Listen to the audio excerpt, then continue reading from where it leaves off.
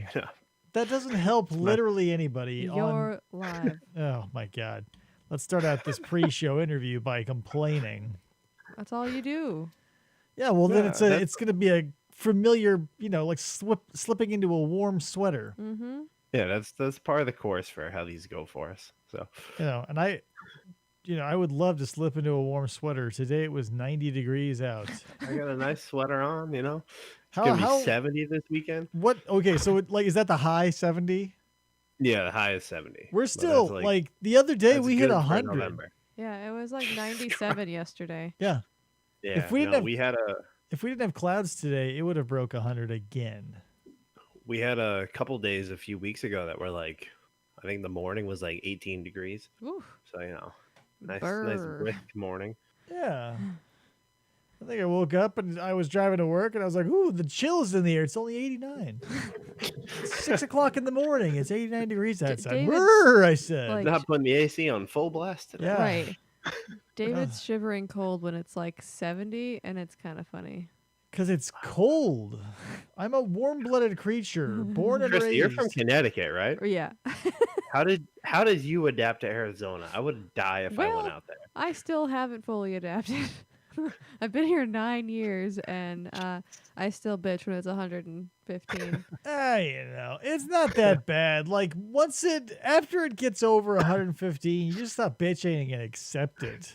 I just 'cause you can't handle. melt. Yeah, I can't handle standing outside for longer than Oh, 20 minutes. all these Mary Sues can't handle the heat. How many? And then there's David, who can't handle the cold. No. So... Yeah. cold is for weirdos. Cold is for strange weirdos. Like Cold is for healthier environments. no, And, cold like, is for 40%. people who want to wear a single jacket 9 months a year. You don't know. If it's too cold, you have to wear 2 coats. Yeah. Oh my god. And a scarf. How and annoying. earmuffs. Bundle up. And then like your car's cold and everything sucks. To And no, de-ice it. I would Mhm. rather be Yeah. hot than cold. Thank you. No. I would take cold all day. Every day because of the week. because you have. But you could add layers if you're cold. You can't take off more than being naked. So Exactly. if you're too hot, right? You have. Yeah. You I have. take off my skin. Somebody, please help me here. That syndrome, Stockholm. You have Stockholm syndrome for That's the not cold. Stockholm syndrome. Yeah, you totally do. You've been fed cold so much. You can say the same thing for you for the hot though. Yeah. No, because I would die in the cold. You wouldn't die in the heat. You just complain a lot, like a I would die. biatch. Yeah, believe you me. I've been to Florida and I just sweat and I'm just miserable. Well, it's different. I do have to say it is different Florida It's versus here. completely. I was in Chicago during a summer, and it was like in the 80s, and people were dying of heat stroke, and I was laughing my ass off because I had a sweater on. The thing here is there's like no humidity, so it could be 115 and just be like a hair dryer in your face. Yeah, versus which is- sweating right. and gross. Which is totally fine because like the sweat dries really fast. Like when you go swimming, you dry off really fast.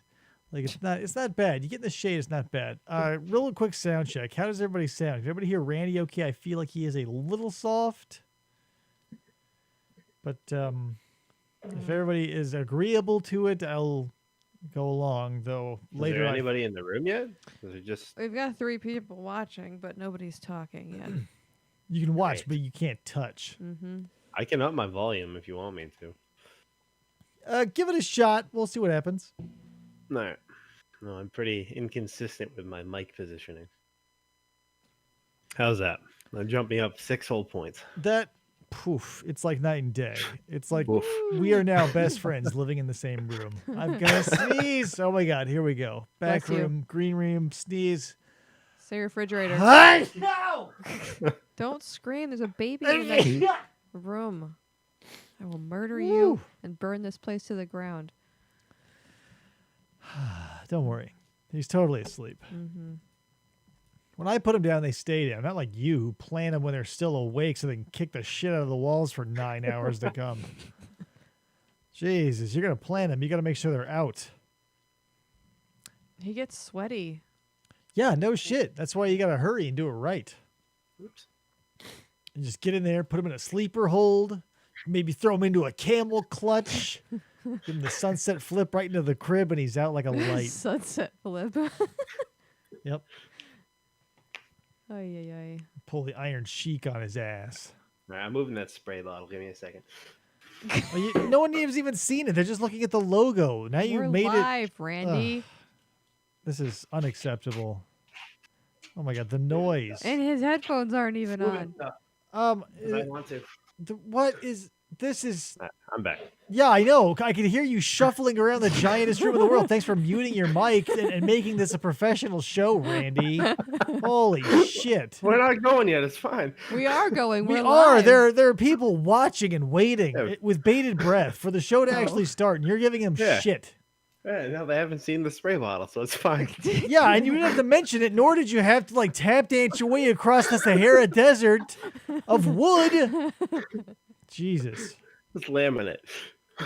Oh, my apologies, Your Majesty. I'm fancy out here. We have wood limited too. Are you drinking anything, Randy? Just water. Psh, That's it. I thought you didn't have work tomorrow. You gonna puss out like that? I'm old, Dave. We're gonna, I'm 28. Things don't recover like they used to. Oh my god. Randy, eat my ass. I could probably imagine. Here's the thing. I'm not gonna be the one of these guys that tells you when you get old your body falls apart, because I preemptively took care of mine. So at 37, I feel like 22 still. Okay. So if you want to bitch to me about how you're 28, I'm gonna be 32 whoop-de in a shit. couple weeks. Ugh.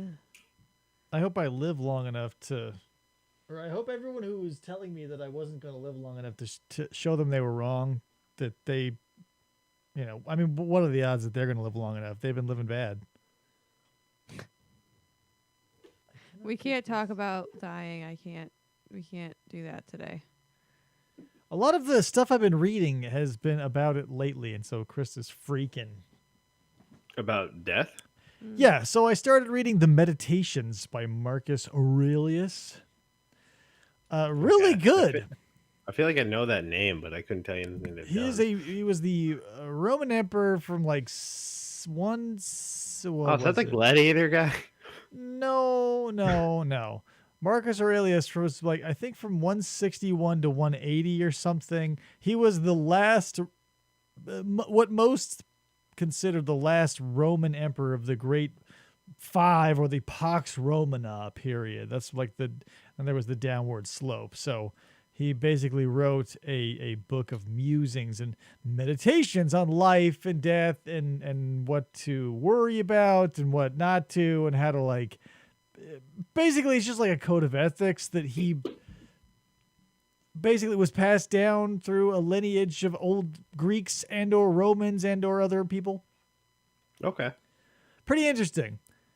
Because it was one of those books where when I was reading it, it was the same thoughts I had as like a child. And I'm like, what? Someone wrote them 2,000 years ago, but I was only 10 back then.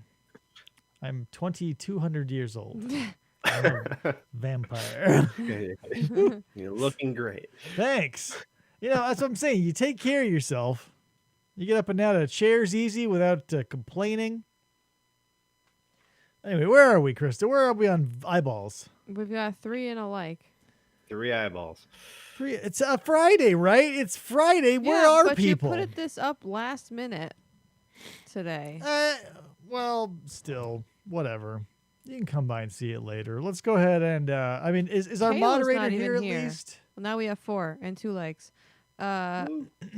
Please tell me Mod Kayla's in the typing She square. has not. If she is, she has not. Mod Kayla, if you're not there, we have a problem. If we get rowdies that need to be kicked out. I haven't seen her ahoy yet. Yeah, it's not good, Randy. If she's not here to moderate, your chat typing square could get unruly. Whatever. We're gonna start anyway. Let's go. We've been going for almost 10 minutes. Let's hit it. Forever. You're listening to FFOP Radio. Reach the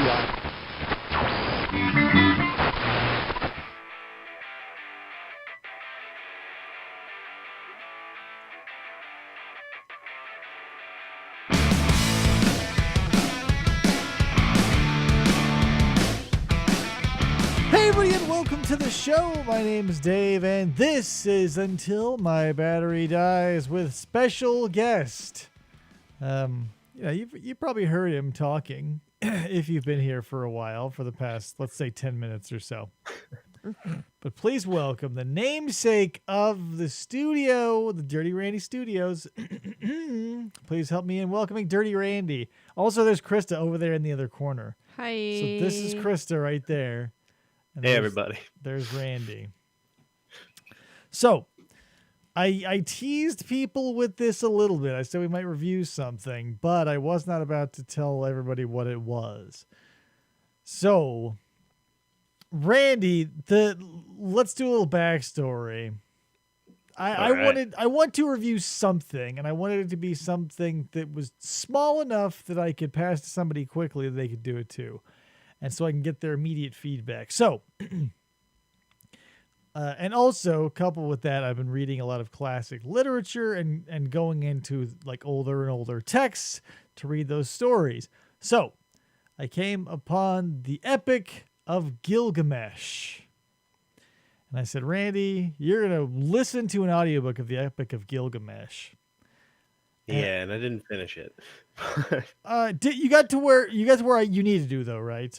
Yeah, pretty much. I got to the Don't spoil yet, but whatever. Pretty close. We'll get to it. So Vathis says, ahoy hoy. Hey, Vathis, what up? Classic literature, except older. So, excuse me. I'm also drinking, so we're gonna have to move fast because here are the conditions that we are working under, Randy. I'm afraid to tell you. I took 6 pages, over 1,600 words of notes, and left them all in my office. Jesus. So we're gonna go off of memory that quickly fades. But since I wrote down names. Those are my notes. That's the problem. I need the notes for the names because here is what we are dealing with, people. The Epic of Gilgamesh is a tale, by some accounts, 4,000 to 4,500 years old, captured on stone tablets. So rather short, because imagine carrying stone tablets around to tell a story. So we are not going to cover the whole thing. So let's just preface that. We are covering up until essentially the halfway point, because also the other crazy thing about this story is it was made before story structure. So it's insane. It comes and it goes. We'll get into it. Yeah. So first, there's a prologue. The orator of this tale says, "Hey, check it out. Before I tell you what's up, there's this guy. His name is Gilgamesh. He has a weary face as if he's traveled a long way." And it's all Old English, and it's depending on the translation you get, you're going to get different things, and I'll probably go into that. But we get a little bit of Gilgamesh's background. So Gilgamesh is the product of, depending on the translation and the interpretation, he's either the product of 2 gods, a male god and a female queen, or a female god and a male king. In the story we listened to, his mother, I think, was a human queen. So that's the one we're going with. Yeah, it seems like his mother was a queen and his father was a god. And it's just so like crazy repetitive. So that's the thing. So he says, here's the thing about Gilgamesh. When he was crafted, the gods made him 2/3 god to 1/3 mortal. Strange math, but whatever. This is before genetics. They don't know shit. But the problem is that Gilgamesh is the ruler of a city called Uruk. And he's also a very shitty leader. Maybe the shittiest. So Gilgamesh, since he is essentially Hercules before Hercules. Yeah. He has like a very conceited. Yes, he is conceited. Kind of Hercules. The strength of a god. He's super smart. They also describe him as looking, he's perfect in his beauty. Yeah, the body of a god. Body of a god, perfect in his mind. But he's a super shitty dude. So the things that he does to the citizens of Uruk is he lets no man keep his son. Like as soon as what I'm interpreting it as, he is either getting all of everyone's male children into enforced labor at a certain age or conscripting them into the military. Yeah, that's kind of how I took it. Is it was like a war thing. Yeah, it's kind of. I almost read it as heard it as that he like killed everybody, but that no, would make he didn't kill them, but he conscripted them. So the men went into hard labor or military service. Every woman he banged, like literally everyone, every bridegroom had to basically let Gilgamesh get with his bride the night of the wedding in their like a special love shack they make. Weird. Yeah. So moral of the story is Uruk is a town run by a despot, a dick, a legitimate, criminal and a villain. Like he's not a hero, Gilgamesh, this character. He's not a good guy. No, he's a dick. So the people of Uruk have a convoluted plan. They, want relief from Gilgamesh's wild heart. So they beseech the gods of the sky. The gods of the sky hear the prayers of the people. The gods of the sky pass along the prayers of the people to the prayers of to the gods of the land, rather. The gods of the land talk to the queen of a city who's also a goddess, and it's like this insane bureaucratic chain where eventually the people praying are eventually getting their prayers answered like 3 zip codes away, but it has to go to heaven first through these fucking god chains. And like so first snail mail. Yeah, it's fucking bonkers. But she says, okay, whatever. Here's what we're gonna do. Since he is the son of a god, Shamash. Shamash, whatever. Shamash. Who are we talking about? His dad. Gilgamesh's dad. No, Gilgamesh's dad is Lungubada.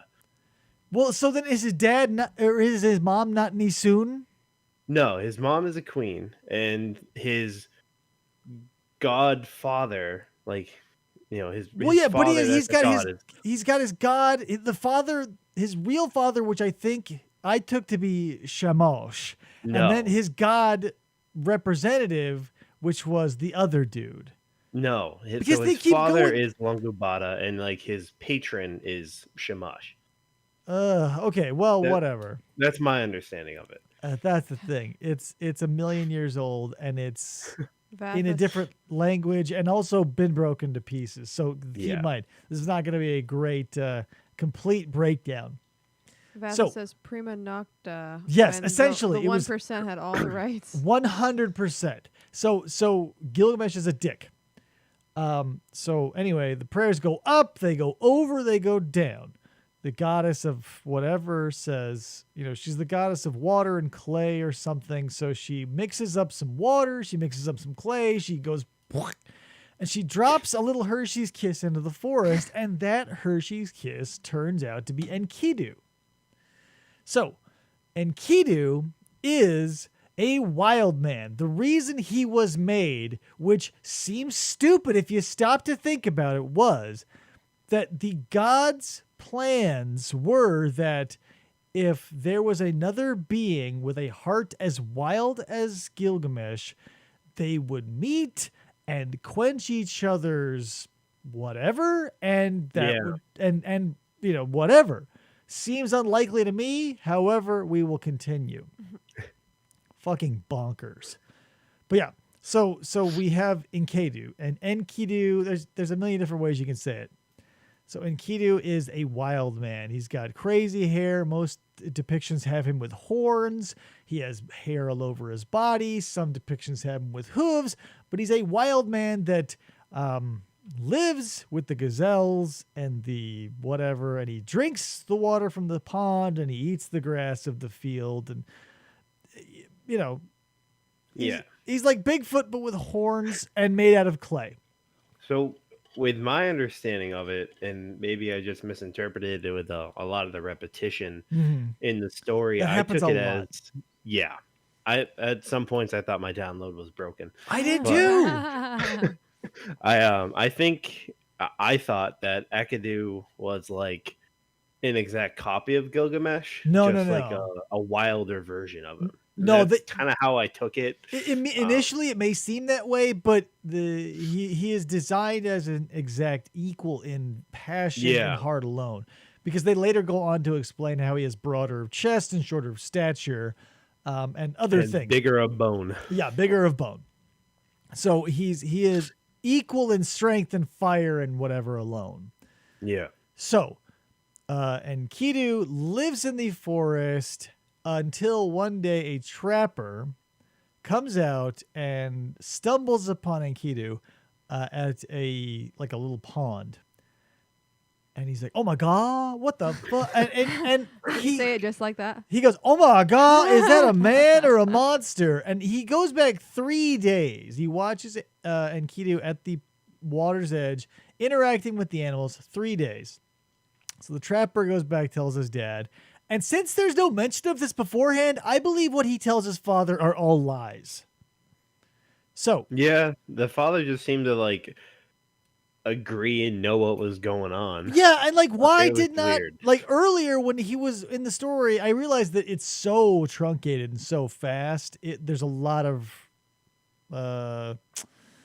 details that could be filled in, but in the story, he just says that he sees him by the pond 3 times. He doesn't mention all the shit he gets into later. So he goes to see his dad, and he tells him some amazing things. He says, "Dad, I saw a guy in the woods. He's a wild man. He's covered in hair." He says, "Dad, he's the strongest man in the world." I don't know how he found that out. He watched him pick up a tree. He says, "Dad, he's the strongest man in the world. He eats grass. He's wild as shit. I saw him drink next to an animal." Yeah. And Dad, not only that, he's been breaking all my traps. Every time he digs a pit, he fills it in. Every time the trapper sets a trap, it is destroyed. And he blames Enkidu. Rightfully so, because it probably was him. Yeah. So, Dad Trapper, he says, P.S. Happy Flamingo Friday, everybody. I'm wearing a Flamingo t-shirt. So, Trapper Dad says, "Oh, son, check this shit out. You won't believe it." He says, "In Uruk, there's this asshole. His name is Gilgamesh, and he can turn literally nothing down if you say it's strong. That being said, I want you to go to Gilgamesh and ask him for a prostitute." What? That caught me by surprise, because you think, as you're listening or reading, however you're going to take this in, you think, okay. So he's going to run into town and be like, "Hey, Gilgamesh, there's a crazy wild man you got to go fight in the forest." But no. Yeah. Dear old Dad says, "Go get one of your old friend Gilgamesh's best harlots from the Temple of Whores." Yeah, they use the word harlot a lot. Yes, tons. So he says, "Go get yourself a harlot. Make her lay down naked next to the pond. When Enkidu shows up to get a drink, he'll obviously want to bang. After he bangs, the wildness will be out of him, and the beasts of the forest will reject him, offering him no explanation as to why this could possibly be." Well, you have sex and all of your wild intentions are gone. He's like, "Hey man, don't worry about it. Will you find?" Not only are we taking for granted that he's just gonna walk in and Gilgamesh is gonna be like, "Yeah, you need a woman to bang a monster in the woods?" Shelly. Number 1, we're just taking that for granted. Number 2, Shelly's gonna be on board. Number 3, why she would was like, okay. Yeah, and number 3, What if why she's not would his a type? monster in the woods want to come have sex with a woman? I feel like a lot is being assumed. However, It works. the hunter's son says, "You got it, Dad," back in a jiff. So he runs to Uruk, and he goes to Gilgamesh. He says, "Gilgamesh, here's the sitch. I need a whore. Help a brother out." Gilgamesh says, "Yes, I believe you fully. Take my finest whore." Hunter's trapper son says, "Peace, dog," and they're out. So they go back home, and so they go into the forest. Him, and the trapper, and this harlot. Oh my God, the harlot! I don't know why they keep referring to them as prostitutes and harlots, because she does the most work of anyone in this story. Yeah, she definitely has the most legwork. Yes, let's be real. So, in the woods, they are waiting by the pond, and he says, "Here's the sitch. The monster Enkidu is going to show up. I want you to whip your tits out and Yeah. teach him your womanly ways. Whisper him your womanly secrets.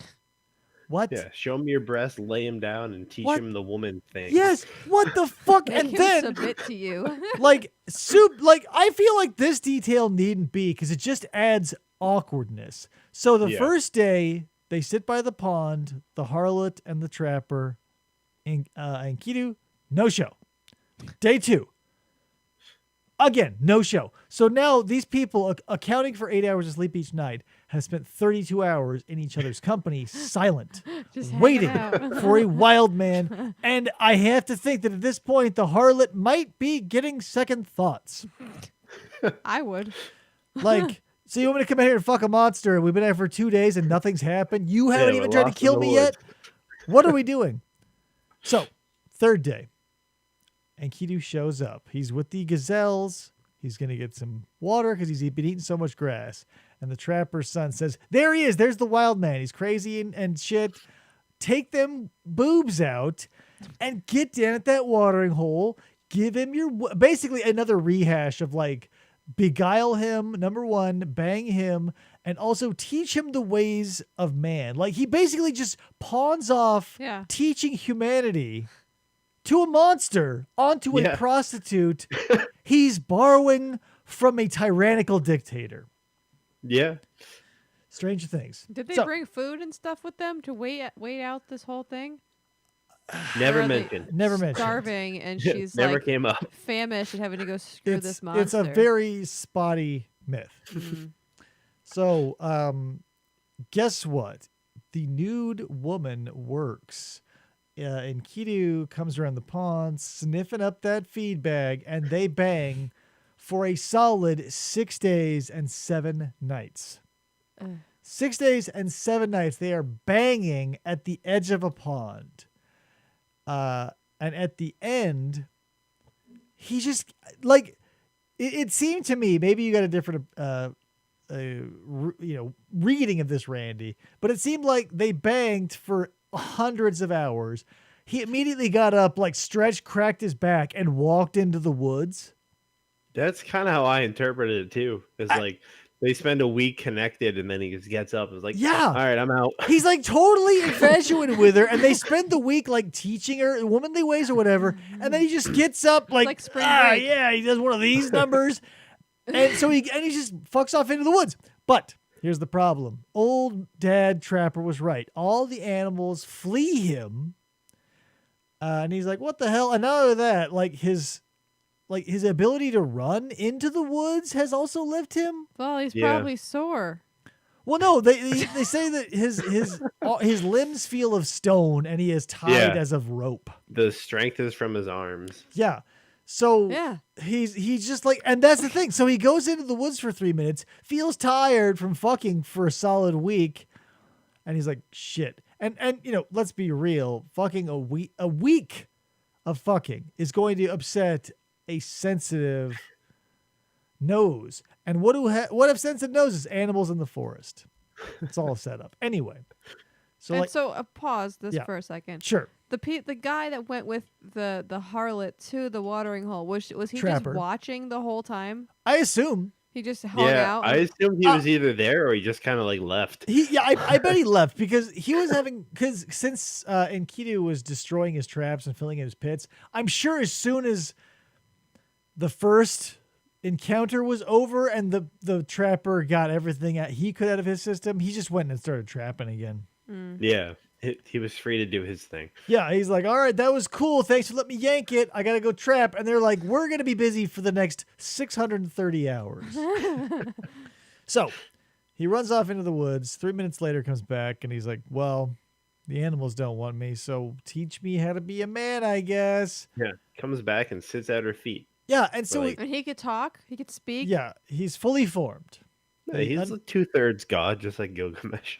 Well, no, because Enkidu is clay and water, bestowed life by the goddess What's-Her-Nuts, and that's the thing. I don't know any of these people's names because they're all just vowel, consonant, vowel. Yeah, they're whatever.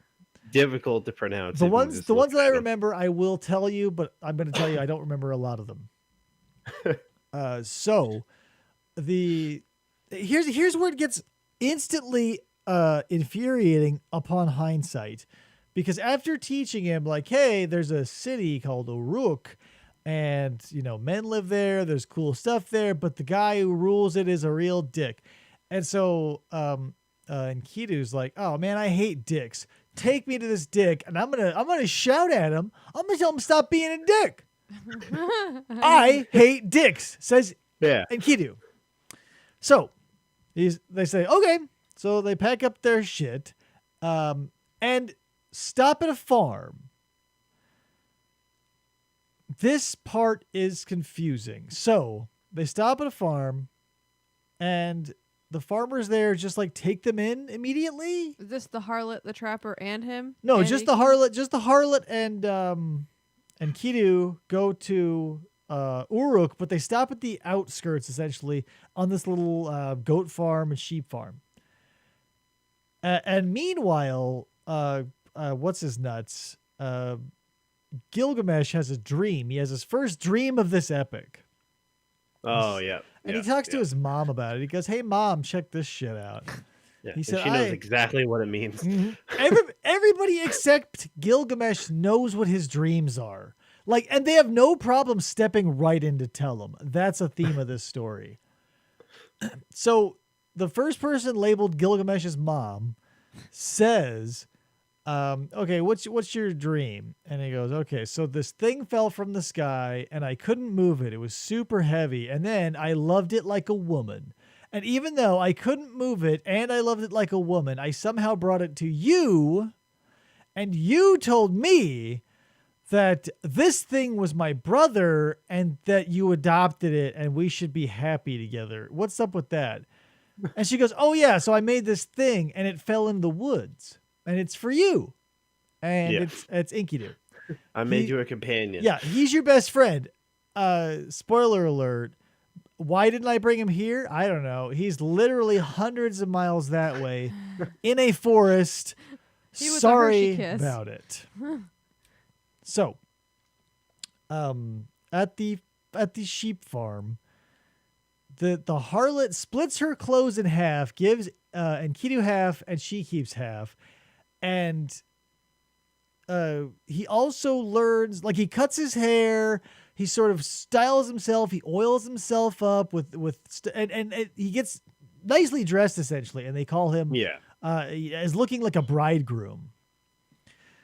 And then they set bread and they set wine before him, and he had only eaten grass and he had no idea what he was doing. Sucked the milk of an animal's breast or something. It's something weird like that. With the gazelles. Only ever sucked the milk of an animal. All he ever did was suck at the teat of the animal. Yeah, and so he's like, "What do I do here?" And so they're like, "Oh, Enkidu, you fucking idiot." So they teach him how to eat bread, which I assume was very easy. And then they taught him how to drink wine, which I assume was also. This is life. Yeah. They say, here, you know how to eat grass, right? Well, pretend this loaf of bread is grass, so he eats it. Yeah. And they say, pretend this wine is water, and he drinks. So they give him 7 strong goblets of wine, so much so that he passes out. Yeah, that's a lot of wine. That's definitely like that was his first encounter with alcohol, by the way. Yeah, and this isn't drink ever. Yeah, this isn't today's Center Home poisoning. Either. This is like yesteryear's, like, drink enough and you'll go blind wine. And I this bet he is had Sumerian. a bellyache because he's never had bread before. Yeah, well, he's made out of mud, so I imagine he could probably deal with a lot. That's weird. So maybe he doesn't get drunk then because he got drunk. He gets drunk in the story and he passes out. He has a good time. Yeah, he has a good time. Yeah. So and Kidu, instead of now that he has learned the ways of man, they taught him how to eat, they taught him how to drink, they taught him how to dress, they taught him how to bathe, and basically be a man. They spend an untold amount of days, which seem like a long ass time because they list a bunch of animals. So they say, well, so after Enkidu learned to be a man, he became a guardian of this farm so that the shepherds and the flocks herdsmen can sleep at night. So basically, dressed as a gentleman, he stalks around in the night, killing hyenas, tigers, panthers, all these insane species of things. And he's just like, yeah, You're welcome. Thanks for teaching me how to eat bread. I'm Got Enkidu. himself a job. Yeah.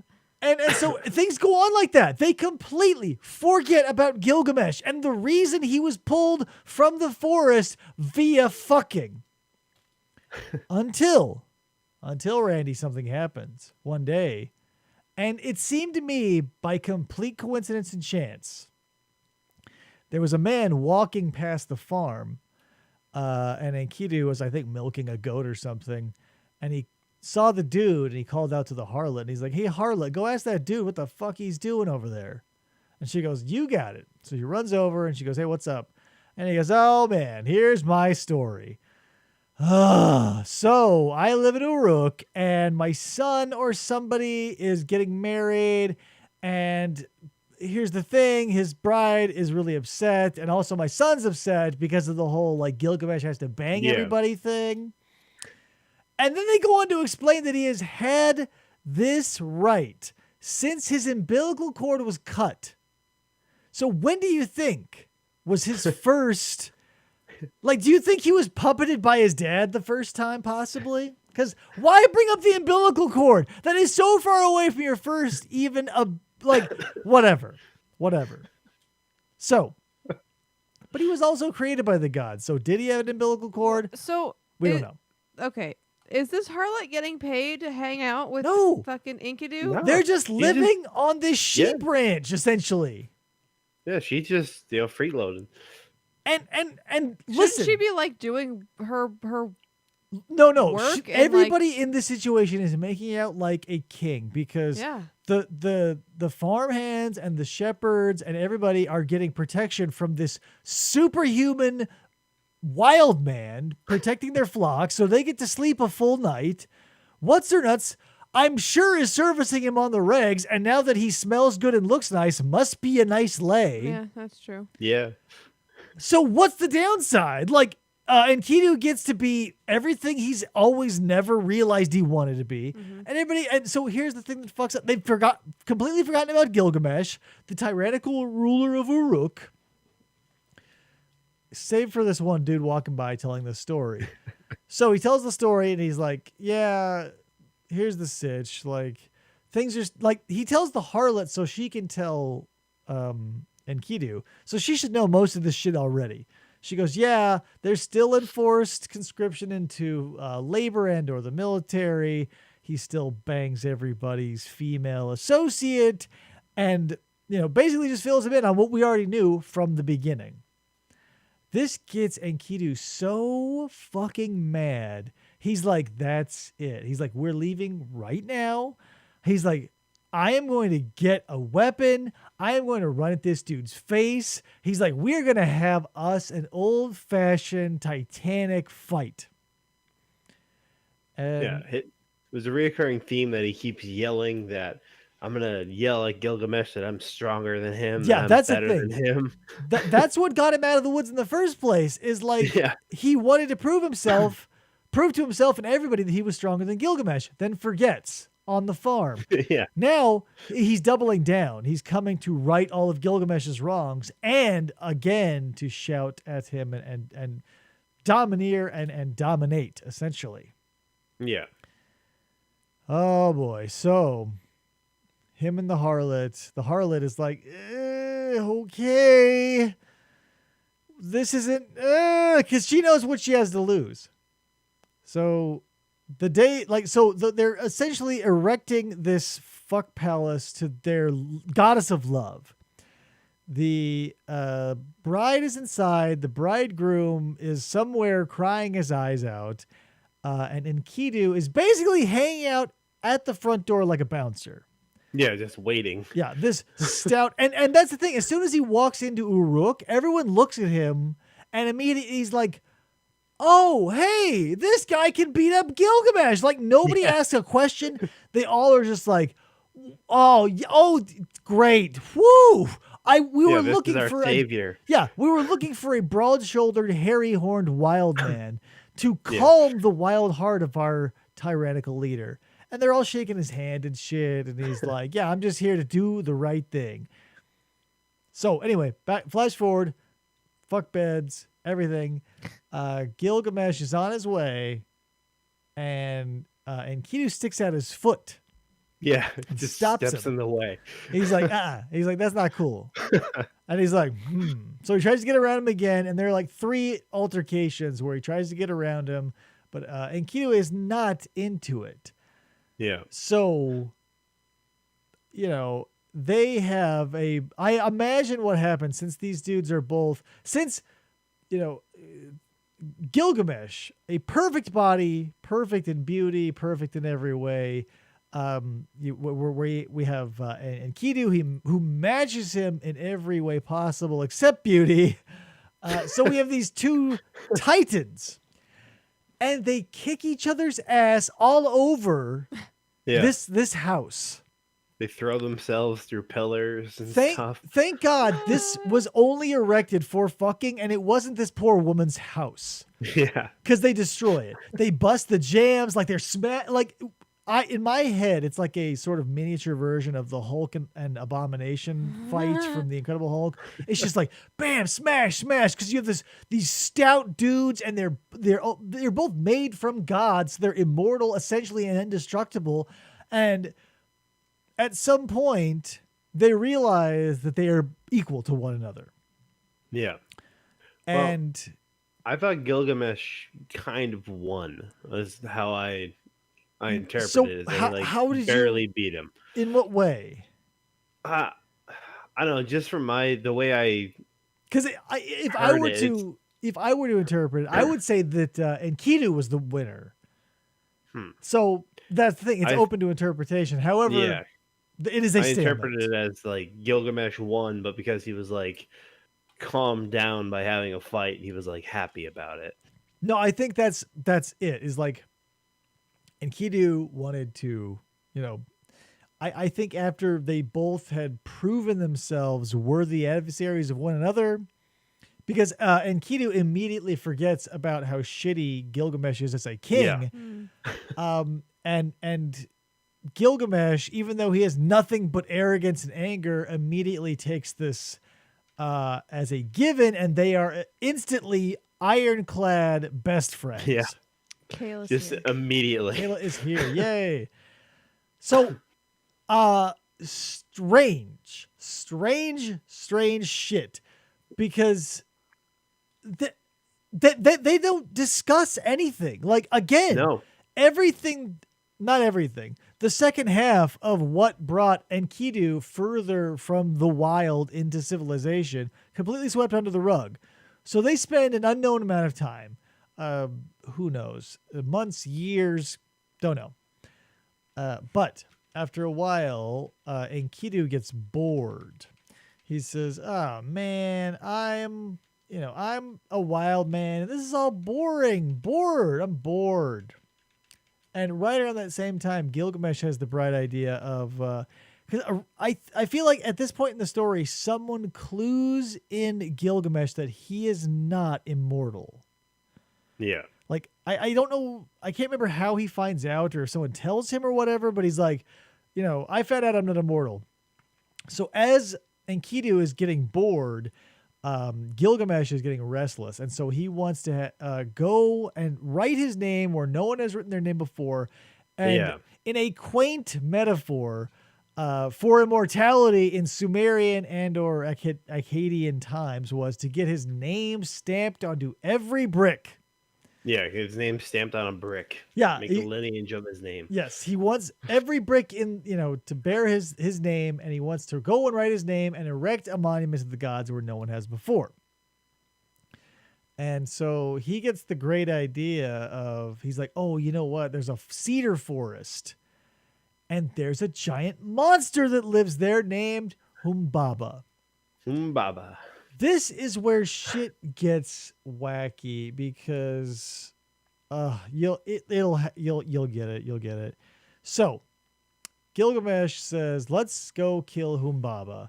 He is the guardian of the forest, the watchman of the forest. The forest is the realm of the gods of the earth. He's obviously super powerful.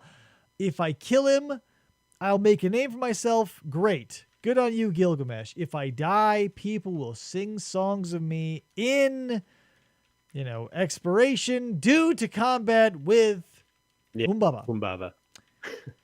So either way, he's a winner. And Enkidu, this is his first I don't know Gilgamesh moment. He's like, I lived in the forest, man. So let me tell you something. Humbaba is not something to fuck with. He says, first of all, he's got 7 sets of armor made for him by the gods. He's got a huge ass sword. He's essentially a titan. His yell is, the wind. His breath is fire. His head is blah. His thing is this and yada blah. Big, bad dude. And so, but Gilgamesh is like, well, what else am I going to do? Essentially. And he says, don't pussy out on me. He says, don't. He says, Enkidu, you're my best friend. You got to help me out. And he goes, yeah, you're right. We're best friends. The power of friendship. I kind of felt at this point that while they were, still like best friends, but like Enkidu kind of felt like he was in servitude to Gilgamesh. Sort of. He's like Gilgamesh was the boss and Enkidu just kind of followed him around at that point. Right, but you have to keep in mind that still Gilgamesh was the ruler of Uruk. Right, so he kind of was his... Yeah, but Enkidu's not a citizen of Uruk. No, He's the guy that showed up to fight him. But it is sort of rectified later, and we'll get into that. All right. So where were we? So okay. So they want to go kill Humbaba. So Enkidu puts up his reasons why not to. Gilgamesh says, "Let's rally, let's do this." And so Enkidu says, "Sure, but first thing we got to do is go see your mom, Ninsun, and get her to." Oh no! First, let's. He says, first of all, before we do anything, we're in the woods or wherever. He says, go beseech Shamash, the sun god. Ask him if it's okay that we should even start, because we can't do shit until a god says yes.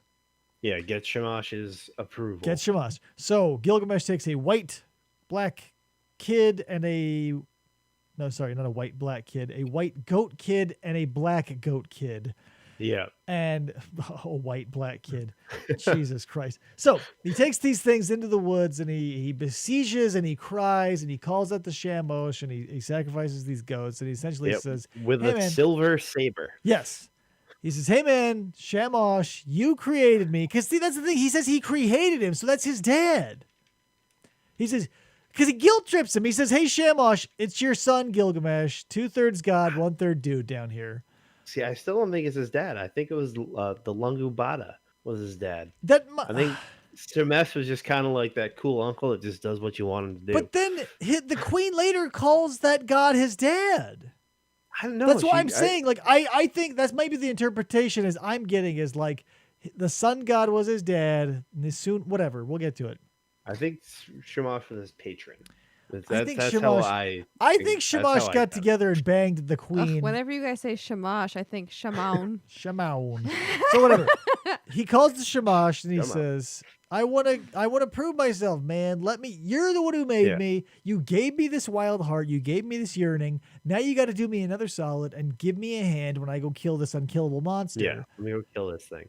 So, Shamash gets guilt tripped and he goes, okay, so here's what I'm gonna do.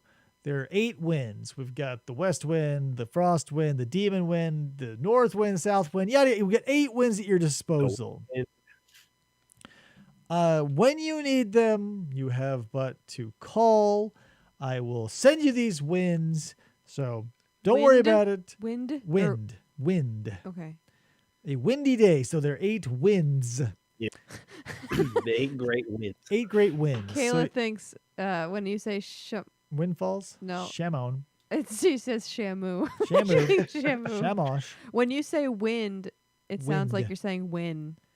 Wind. 8 winds. So, now they say, thanks, Shamosh. Thanks for the old, go ahead on the old plan there, and thanks for letting us borrow the winds. So now they turn to getting some weapons. Yeah. We actually left out one of Gilgamesh's 2 dreams. Oh. Because they're Okay, there was so the dream of yeah, the Enkidu, and then there was the dream of the axe. okay, yeah. So we have the dream of the axe, which so this sort of, but okay, so yeah, this happened when he had the first dream with Enkidu. They were back to back. But it was the same. It basically rewind it, and instead of a meteor, put an axe. Because it was essentially the exact same thing. he goes to the axe, lifts it, loves it like a woman. He says that he always loves things like a woman in his dreams, and that's the thing. So she just tells him the same thing, except that basically just is an axe. Spoiler alert: the meteor was Enkidu. We cut out the symbolism, and you still understand it's just a fucking axe, dipshit. Yeah. The axe is an axe. Just an axe. So they go to the armory. And I thought here we're going to see a scene of two mighty warriors crafting their own weapons. No, they just walk up to an armor and they're like, hey, dude, here's what we need. I need make us some shit. Yeah, make us some shit. Gilgamesh says, what do I want? I want a sword and a bow. And an axe. No, Enkidu takes the axes. Enkidu takes the axe? Yes. So I thought Gilgamesh got a sword, an axe, and the bow. He got the sword and the bow, and Enkidu got 2 axes. Oh.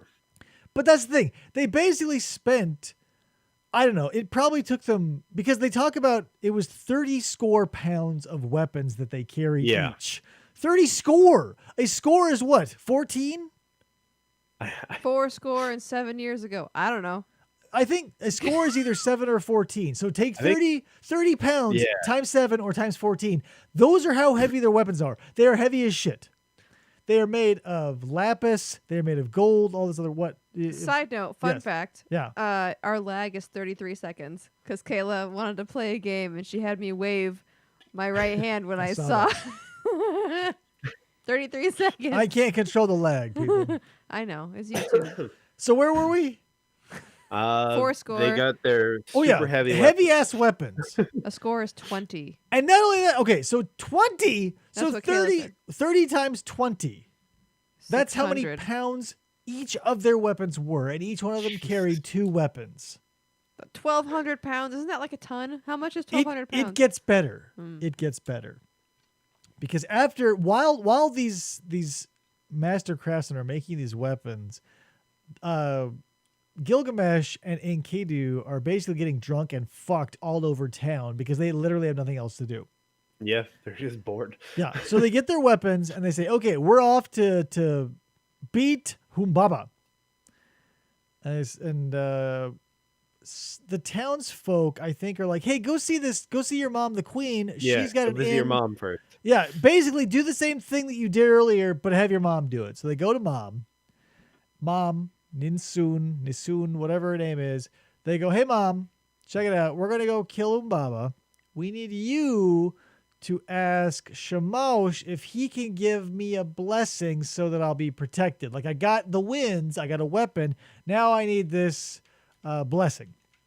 So the mom goes away. She gets dressed up really fancy. She puts jewels all over her boobs, it says. Yeah. She bathes in incense and all this other stuff and beseeches Shamash. And she says basically the same thing that Gilgamesh said earlier. She said, this wild-hearted child you gave me, how dare you?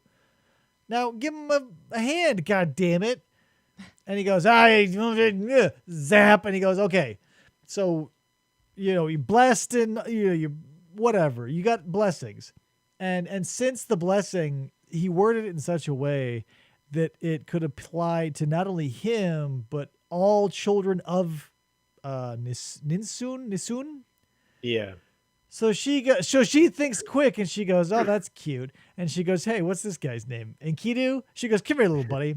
She goes, you're my new son. And she tosses I'm his hair. adopting you. Yeah, she goes, I'm adopting you. She kisses him on the forehead and she gives him a little trinket. And she goes, gives him an amulet. Yeah, she gives him an amulet. She goes, go out. You are an equal to Gilgamesh. You are my son, as is Gilgamesh. I am a human queen. I fucked that god who I just asked. Don't let Randy tell you any different. Sticking to it. So they go, okay, great. We're out of here. So they're going. The villagers are like, yay, great. However, so here's the thing.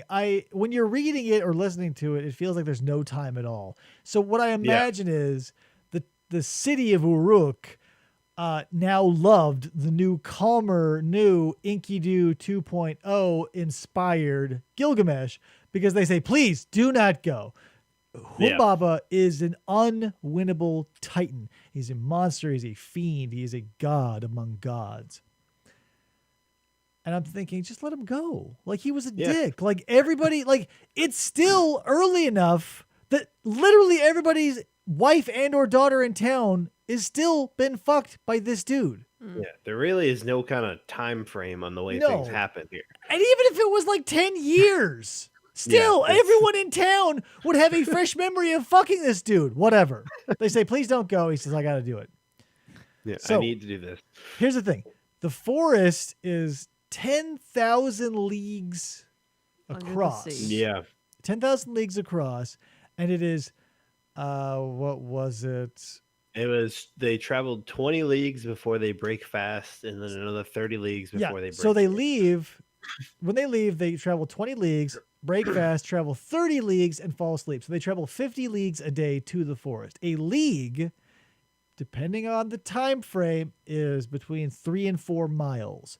So they traveled 300 miles a lot in 3 days, accounting for 8 hours sleep a night. So traveling 16 hours and not accounting for stopping for meals, they were traveling at a steady pace of 24 miles an hour.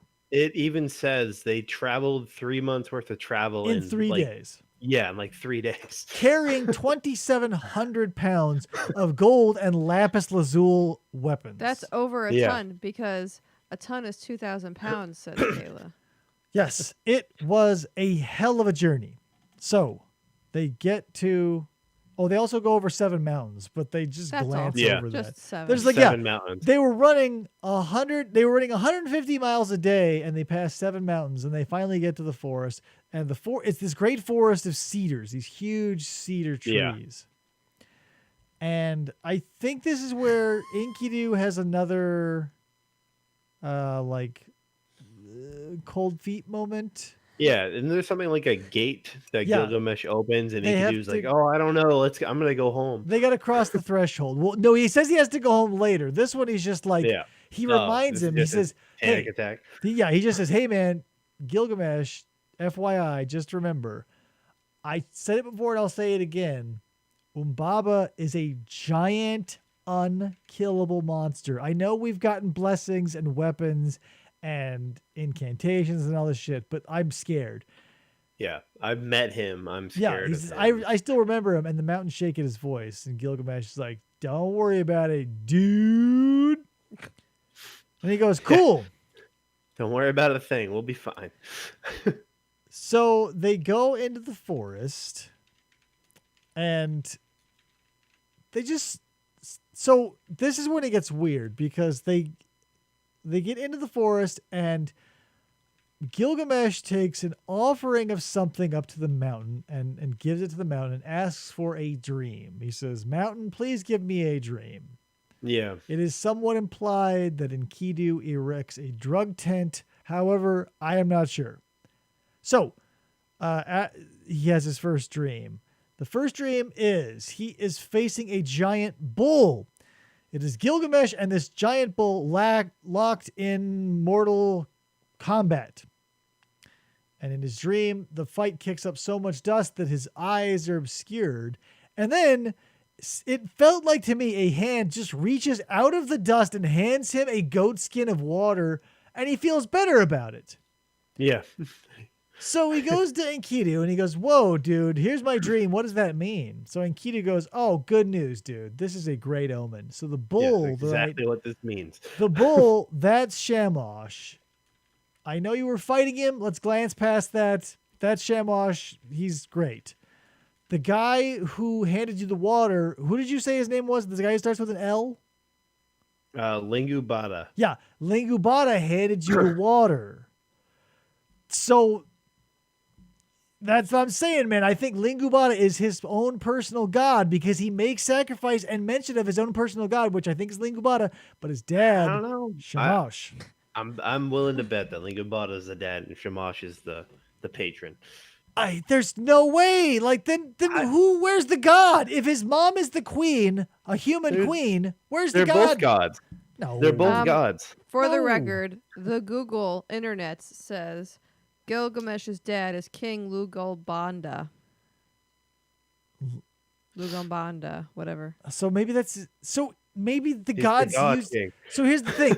I'm now wondering if the gods, since so much is cut out, I'm wondering if the gods used human vessels in which to mix their cocktail. Like, I wonder if Shamash shot his junk into that dude's balls, and what's her face, the goddess of the of nature, shot her egg into Nisun, the queen. Yeah. There's time to discuss that later. Anyway, where were we? I forget. You just finished the first dream. Okay, yeah, the first dream. So then it feels like the next night they go back to the mountain, make the same sacrifice, has dream 2. This dream is a little more dire, but Enkidu is not impressed. So the dream is Gilgamesh and Enkidu are at the foot of a giant mountain that then falls on them and crushes them. A light erupts from it. Gilgamesh is pulled free. And what else happens? I think that's it. Yeah, I think that's it. I think just that they get crushed and then he gets pulled out. Yeah, he's crushed, but they're crushed by a mountain. He's pulled out, and he goes, "Okay, great, good news, Gilgamesh. Here's my interp. The mountain is Umbaba. The way that he falls means that we killed him. Great, check. Then the light, I think, might be something positive related to the sun god, but it doesn't matter. Yeah. We're going through this plan, so don't worry about it." Was there a third dream yet, or does that happen later?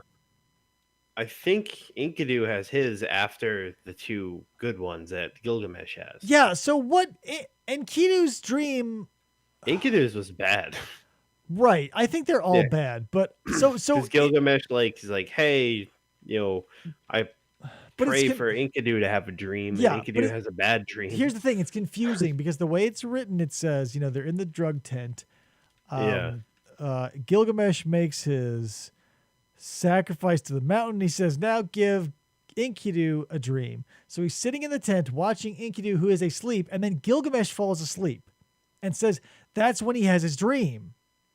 So to me, it really felt and sounded like Enkidu did not get a dream, but Gilgamesh was gifted the third dream of essentially T2, the nuke.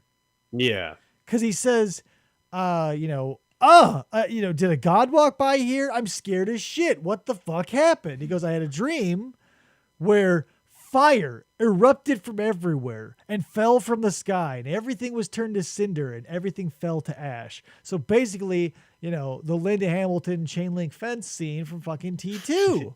Yeah. And he goes, okay. And see, that's why, because there's an interpretation of this dream too, which is why I think it was Gilgamesh who had it, because he never knows what dreams mean, and Enkidu always does.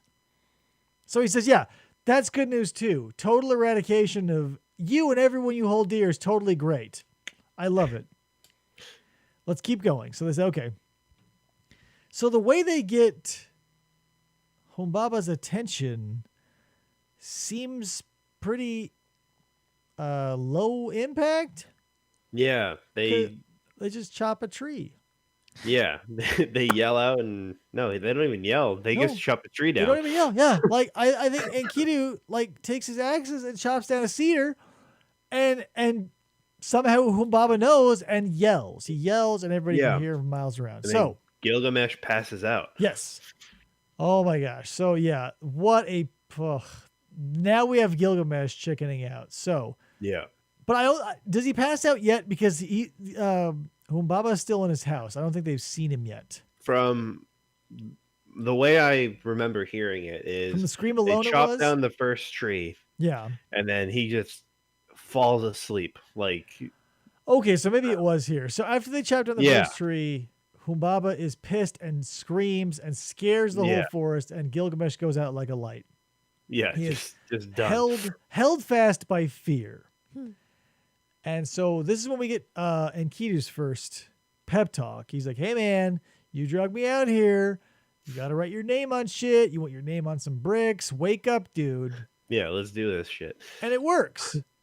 So they go up to Umbaba, and depending on the whatever, there's a million ways you can depict him. Some have him with various animal parts, with the head of a lion, or like a ropey face of an ogre that constantly shifts, or whatever. There's a million I different never ways. got a good mental image of what Humbaba was. He's a million to look different things. I've looked at a million different interpretations of him, from like contemporary Sumerian carvings and clay pottery to like whatever.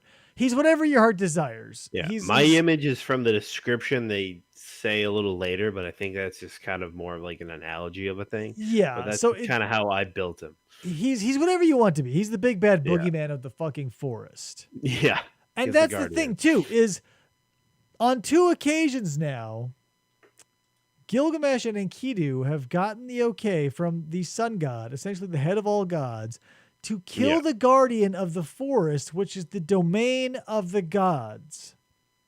And no one sees a problem with this yet. Whatever. Yeah. So, now the fight scene is confusing because it doesn't seem like it was much of a fight so much as Shamash kind of did everything. Yeah. So what happens is, what's his name? Umbaba appears out of his house. And the good news is he's only wearing 1 of his 7 sets of armor because he must have just awoken. Yeah. Just wearing the 1. Yeah, he's sleeping in them. This is sleeping armor. So they're getting ready to roll, and Enkidu is like, hey, remember, we got those fucking god wild cards. Let's do this shit. And so he goes, oh yeah. Gilgamesh goes, hey dad, Shamash, check it. I need those wins.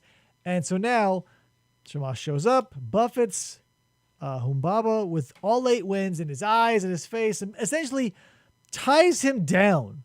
Yeah, so just holds him in place with the wind. So they could get a bunch of free shots in. It only took 3 shots. Literally, 3 shots. Shamash is not his dad. Say what? Shamash is not his dad. Well, then they keep whatever. He was involved in the making of Gilgamesh somehow because he literally takes the heat for him every encounter. He is the patron of Gilgamesh and the wise judge and lawgiver. Yeah, so I guarantee then he put his jizz into what's his nuts' balls. He's the patron saint. Because, that guy was not a god. He was just a king. And he is the hero of a cycle of Sumerian poems and a minor god, the Lambada.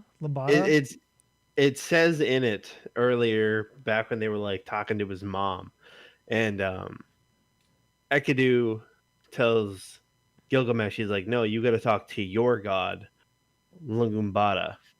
And that's why, because he said his god. I figured that was his personal patron saint. It says Lungumbada is a protector and is sometimes called the father of Gilgamesh, but it doesn't say that Shamash is he just says he's the patron of Gilgamesh he's the brother of Ishtar. I have taken up multiple interpretations and everyone is different. So if you want to say that he is not the father, I don't give a fuck. To me, where's Maury? Shamash is the dad.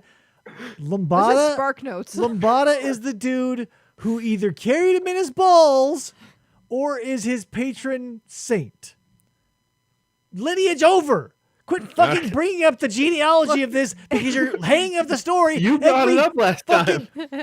I did not do it this time. Yes, you did. It's over. It's done. It's his dad. Now on, it's his dad. So anyway, fucking what's his nuts? Umbaba, buffeted by winds, held in place. Now, in this, the fight does not start yet because Gilgamesh and Enkidu have to cut down 7 cedars outside of Umbaba's house. Yeah. So, what I took this to be was that, because he lays it out very clearly, Gilgamesh cut down the tree, and then he would hand the log to Enkidu, who would de-root and branch it. which I assume took a long ass time because these are giant trees and there were fucking 7 of them. So how long is he being buffeted by winds? But they're superheroes, so let's say it was fast. Yeah, they move quick. Yeah. So after the 7 of his trees are cast aside and they are at him, Humbaba immediately folds. And he's got a really sad story, like surprisingly.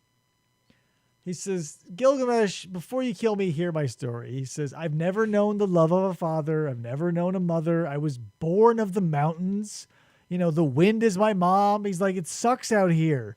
If you spare my life, I'll worship you. I'll build you a palace out of cedar, and I'll be your slave. All you have to do is just not fucking kill me. Yeah. And so Gilgamesh turns to Enkidu, and he says, Enkidu, should we not show mercy? Should you not, when you release a bird and it returns to its cage, give it a second chance, and yada, yada, yada? So then Enkidu has a whole paragraph where he's like, fuck no, essentially. Yeah. Fuck this guy. He says, this guy's an asswipe. I know him. Just trust me. You got to kill him. So, like, in no time at all, Gilgamesh, I feel like, just shrugs, pulls out his sword, and stabs Humbaba in the neck. Yeah, he's kind of like, oh, okay. He's all right, gotcha. The next 2 blows are from Enkidu, 1 from each axe. Boom, boom, severing the head. Humbaba is now deceased. That's it. That's it. He's dead. That's it. That's all it took. So I think they ransack his house a bit. They collect his 7 armors. Yeah. They collect his sword. They spend a shit ton of time cutting down some wood to make a door. And then they come across the gods of the underworld, which are the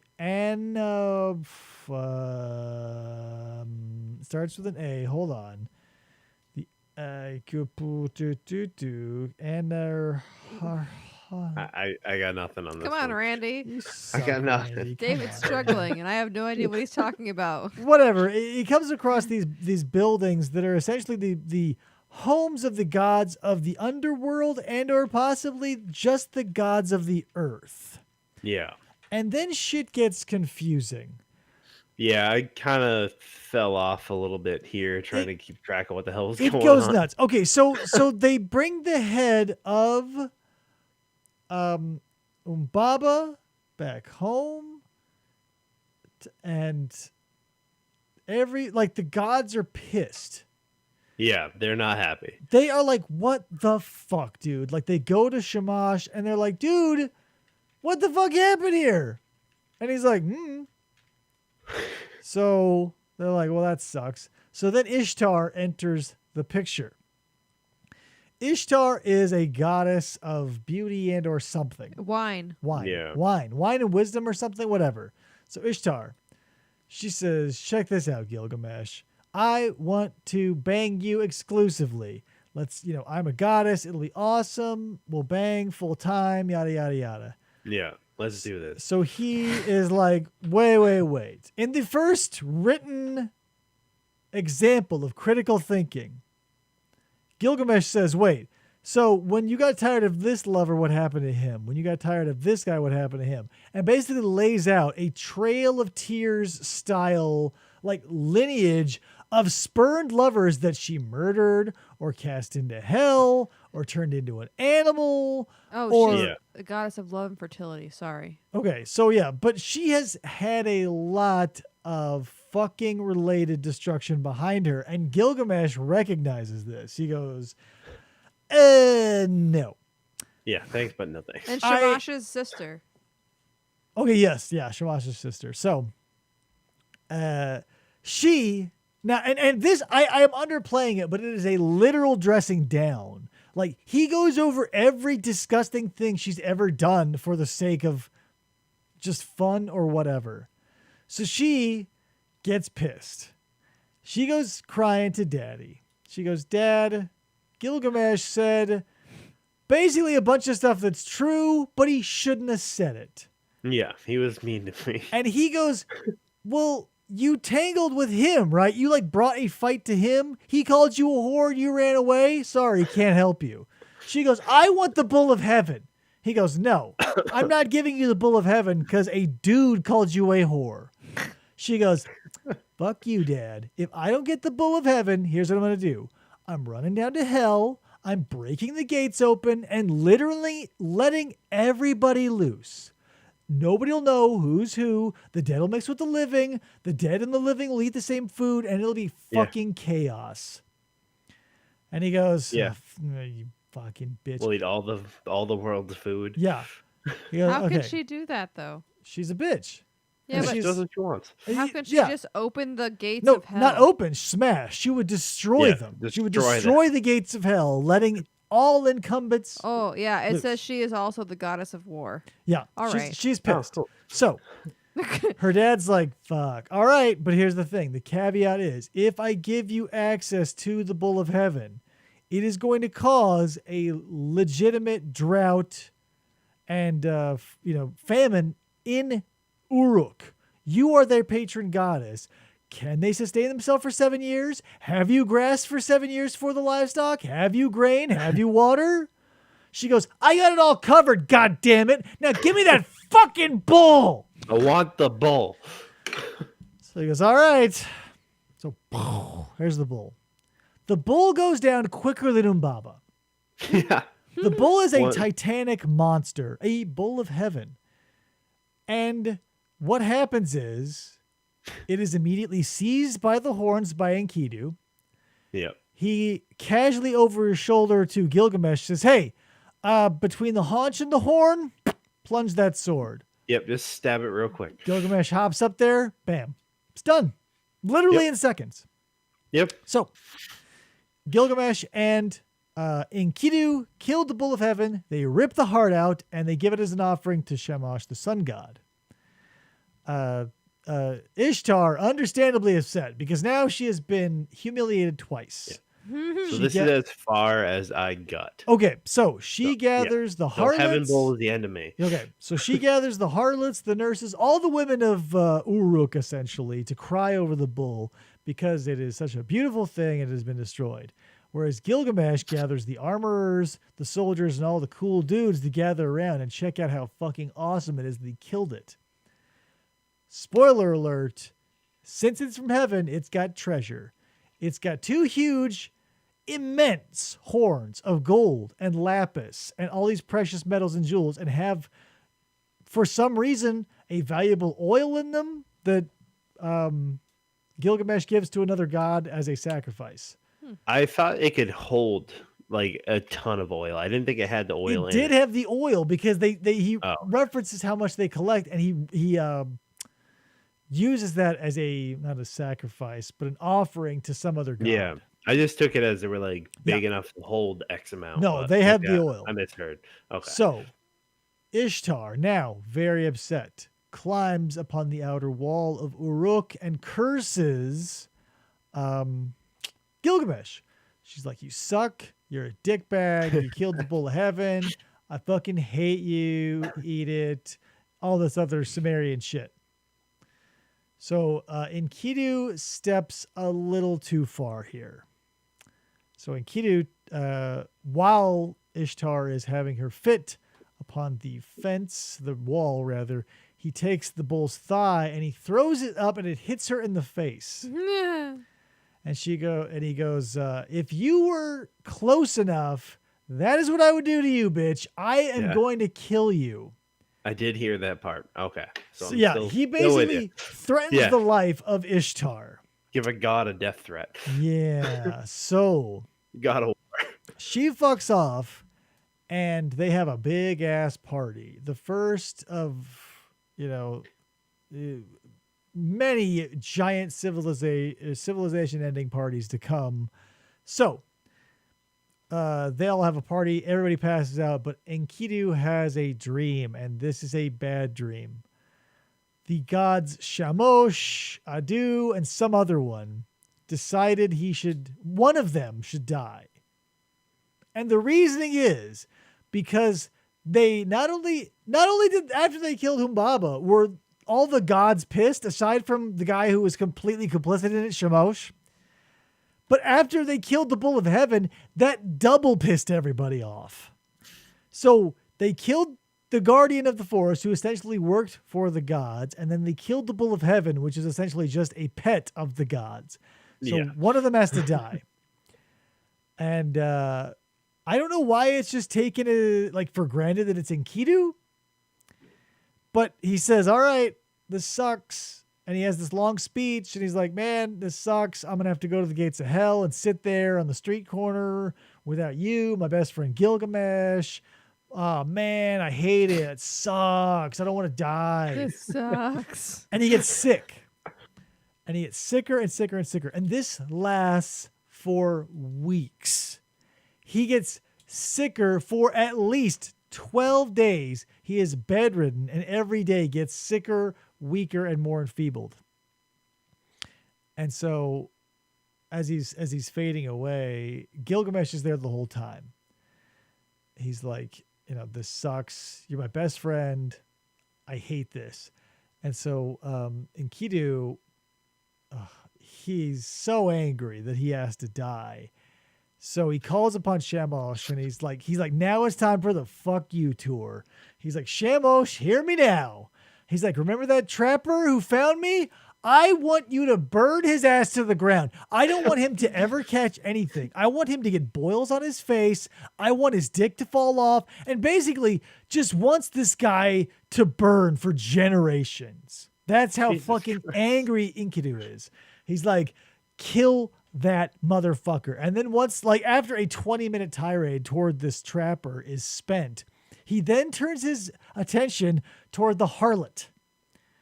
And he goes, that bitch. And he gives it to her twice as bad as he gave it to the trapper.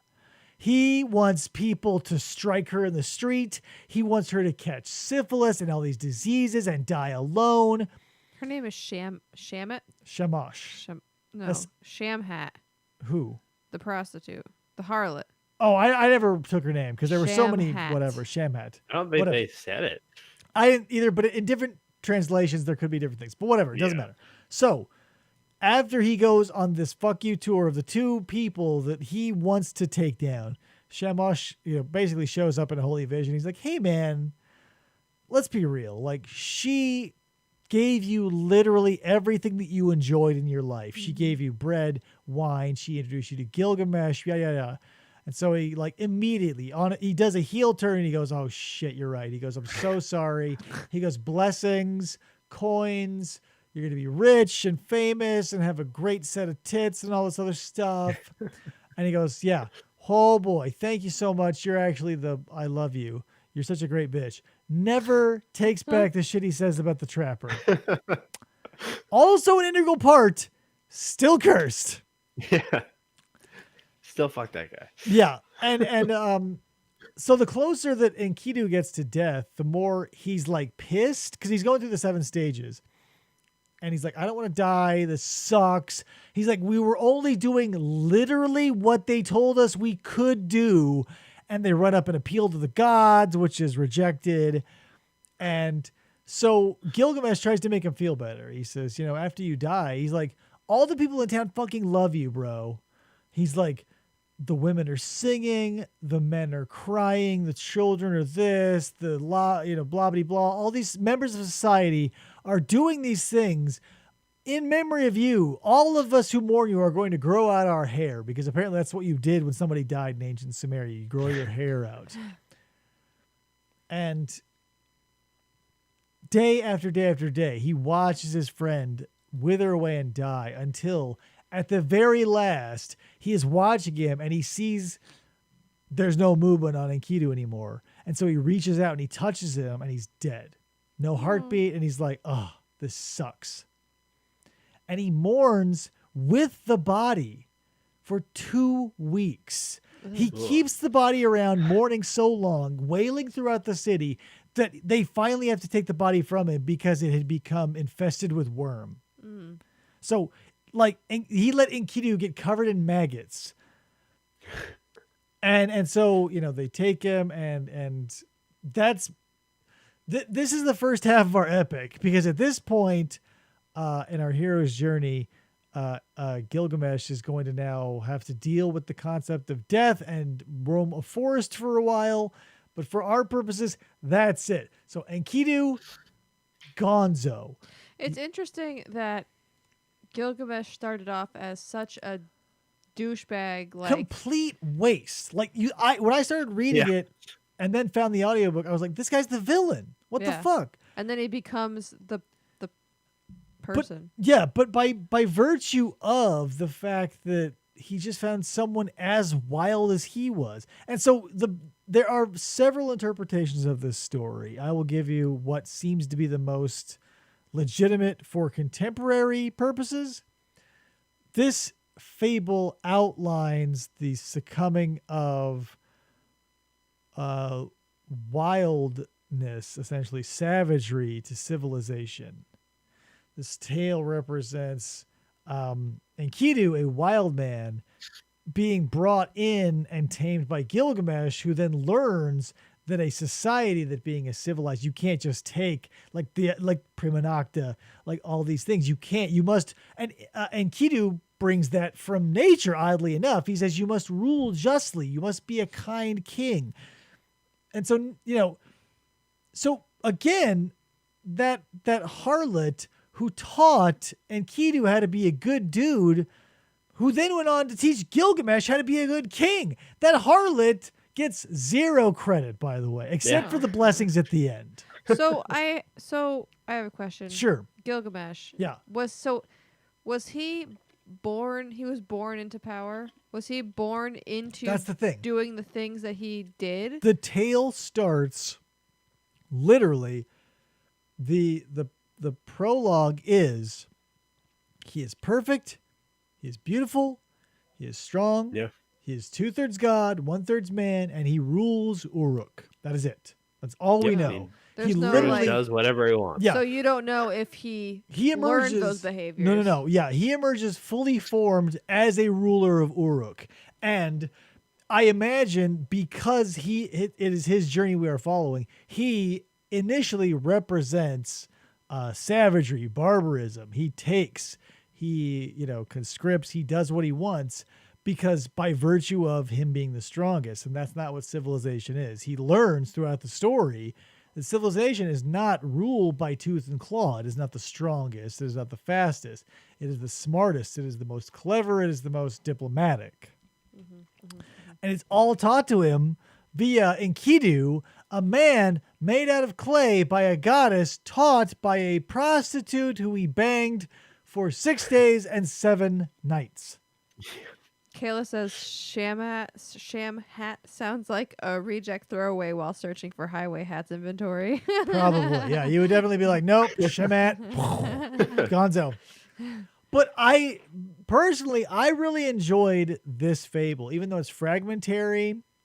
Yeah, there are parts that are confusing, but I was really enjoying myself listening to it. So here's the problem with a lot of these ancient texts, especially this one. This is the oldest recorded fable, work of fiction. That's why it's so spotty. There is no 3-act structure. There's ups and downs. There's climaxes. There's endings where there shouldn't be.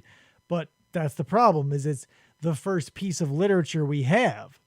Yeah. And as such, it has a lot of interpretations and a lot of translations. Like if, one of my personal favorites, the Divine Comedy, whatever, the Iliad, the Odyssey, all of these things are thousands of years old and have been interpreted and reinterpreted and translated and retranslated. So you can get a lot out of it, but the problem is not being familiar and or into, the source material. How much is made of whole cloth and inferred and how much is actual text? Because in real life, a lot of it is broken and missing. So, because you can find anywhere between let's say you go to Audible and you want to get an audiobook, you can find one that is an hour and a half, and you can find one that is 5 hours. You can find editions of this book that are essentially like free by Penguin and are 100 pages, and you can find the annotated, educated, yada yada version that's as thick as a phone book for $40. Being as it's the first fable and the first piece of captured written, fiction, literature, essentially. It gets a lot of play, and I have to give it its due because the concepts are there, like the monsters, like even, knowing nothing about these characters, really, I felt bad when they killed Umbaba. I felt shitty when Enkidu died. When Gilgamesh at the end sees that Enkidu's chest no longer rises and falls, and that the pulse in his neck no longer thrums, and he touches him and he feels that his heart is gone, I was like, oh my God, that sucks. And all because, not because they were deep characters, but they overcame so much, and the fact that they click so well together, I don't know what it is about it, but there's something relatable, even though it's just like bare bones. Yeah, it definitely has that human aspect, even though it's so foreign. Yeah, it's very, and all of their references too are totally off. Like the name pressed into the bricks and all of their. Yeah. I skim over a lot of the details, obviously, because their money is so crazy and their measurement of time and distance and all these other things. So that's part of it. Is even though it has so many disconnects, there are so many weird, cultural disconnects, so many monetary disconnects, so many whatever. I mean, it's the elements of the story are still there. It's just like, since this was early days when things were oral tradition and no one was writing shit down, it does seem like first drafty. But when you're putting it into a tablet, first draft, last draft. Yeah. One and done. That's why I'm sure, because I'm sure what happened was the dude putting the tablets together, like, would send one off, like finish one, send one off, and be like, oh shit, I can't remember what was on that last tablet. So had to rewrite some of it as best he remembered to continue on with the story. Because early on, there is so much repetition. They cover not only the same ground at different parts of the story, the repeated beseeching of Shamash, the references to weapons and the dreams and the multiple stuff there. It's just this constant, like, remember, and it's not that complicated of a story, so it's bizarre that they'd keep going. And at some points, Gilgamesh and Enkidu even say, like, they're talking to one another, and Gilgamesh would be like, blah, blah, blah, blah, blah, blah, blah, blah. And that's what it's all about, Enkidu. So in other words, blah, blah, blah, same bullshit, blah, blah, blah. And I'm like, why? You just got done telling him it. So yeah, it does feel very repetitive.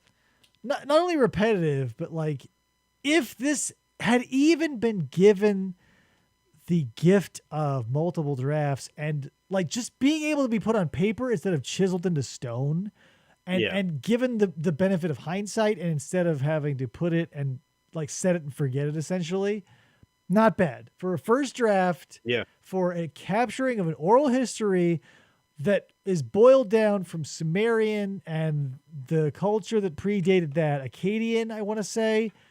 The fact that it has survived between 4,000 and 4,500 years, that we can talk about it now, that's crazy. Mind-blowing. It reminds me of like this, our time now, you'd be writing it on like a yellow notepad. Essentially, yeah. Yeah.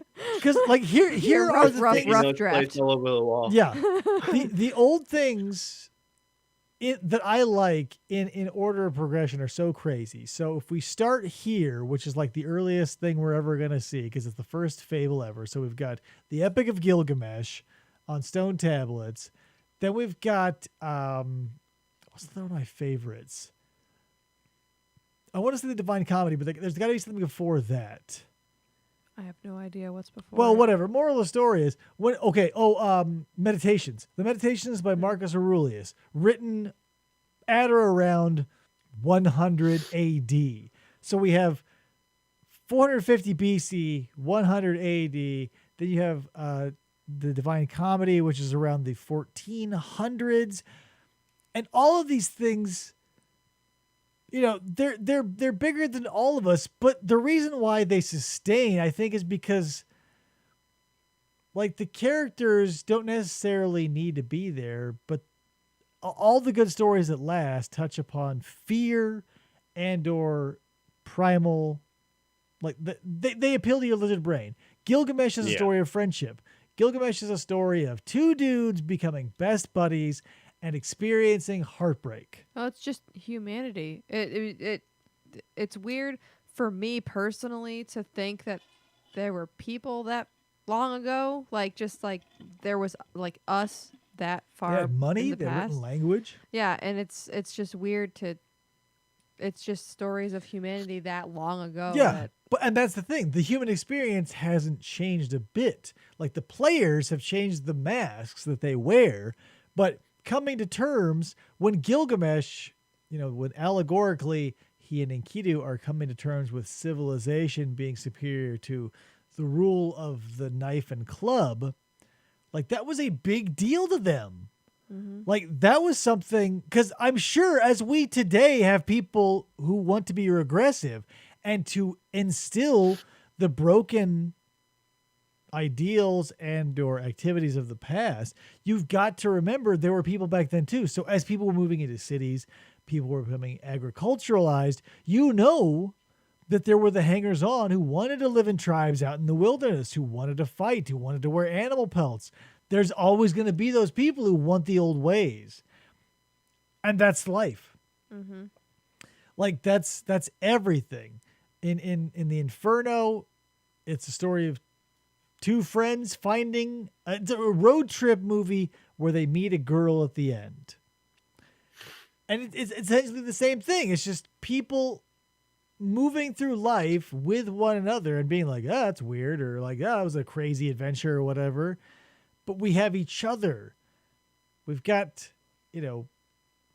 whatever it is, fear that motivates us, the desire to put our name. As Gilgamesh says, he wants to write his name where no man has and erect monuments to the gods where no human foot is tread. We all want that in some way or another. But only a few of us get to live it. And Gilgamesh made it, man. And the fact that, like, here's the thing. If you say the word Gilgamesh to someone, they'll know that that is a thing and that is a very old thing. They won't know much beyond that. But the fact that today people know the name of a man that is, 4,000, 6,000 years old. What the fuck? Yeah. That's like, let's say we travel to like 5200 AD and we're like, hey, do you guys know Superman? And they're like, yeah, I think I've heard of the guy. You're like, what? Superman? I'd also ask Gilgamesh at that point too, if we were going to ask. But yeah, what a crazy, I feel like I would love to go and read everything I get my hands on that's old. And I started Victorian and I'm sort of all over the place now because I would like to, because here's the thing, related to something I was reading earlier, the meditation. So the Aeneid, the Virgil play was written around the same time, like 100 AD ish, which is the mythology of the founding of Rome with Romulus and Remus. So maybe that'll be on the next reading list. But I swear, man, all these old timey books and shit are so weird and crazy. Like, I get that no one wants to read them or experience them because the language disconnect is so fucking bonkers. But we're in an age now that a lot of modern people are going back to retranslate. There's a Pinksky, I think is the translator's version of the Inferno that like brings it almost up to modern day, like vernacular. So all of these things are slowly getting updated. It's just taking so long because they are so old. Yeah. Mm-hmm. So Randy, Krista has not read and or experienced the Epic of Gilgamesh. Would you recommend it to someone like her? Oh, I definitely would. It's a little bit to get used to, but it's definitely entertaining.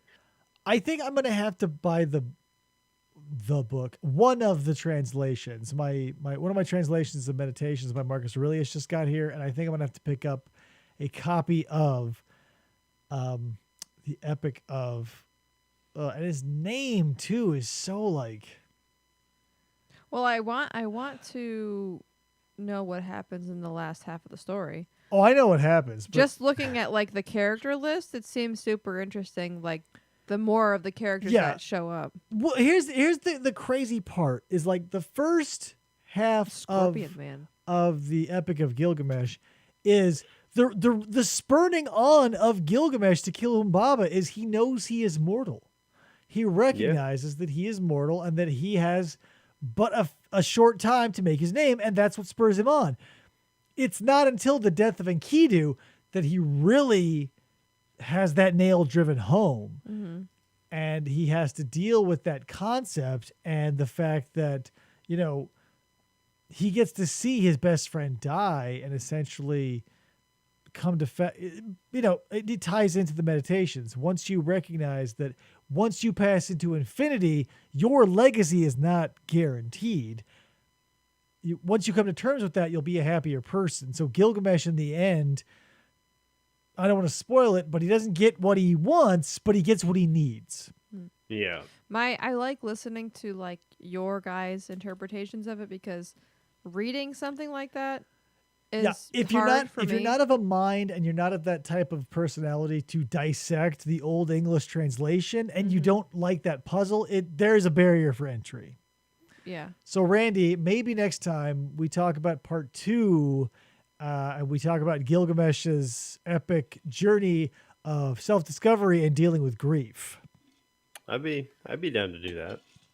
Because I know what happens because I've been dissecting this thing for a while now.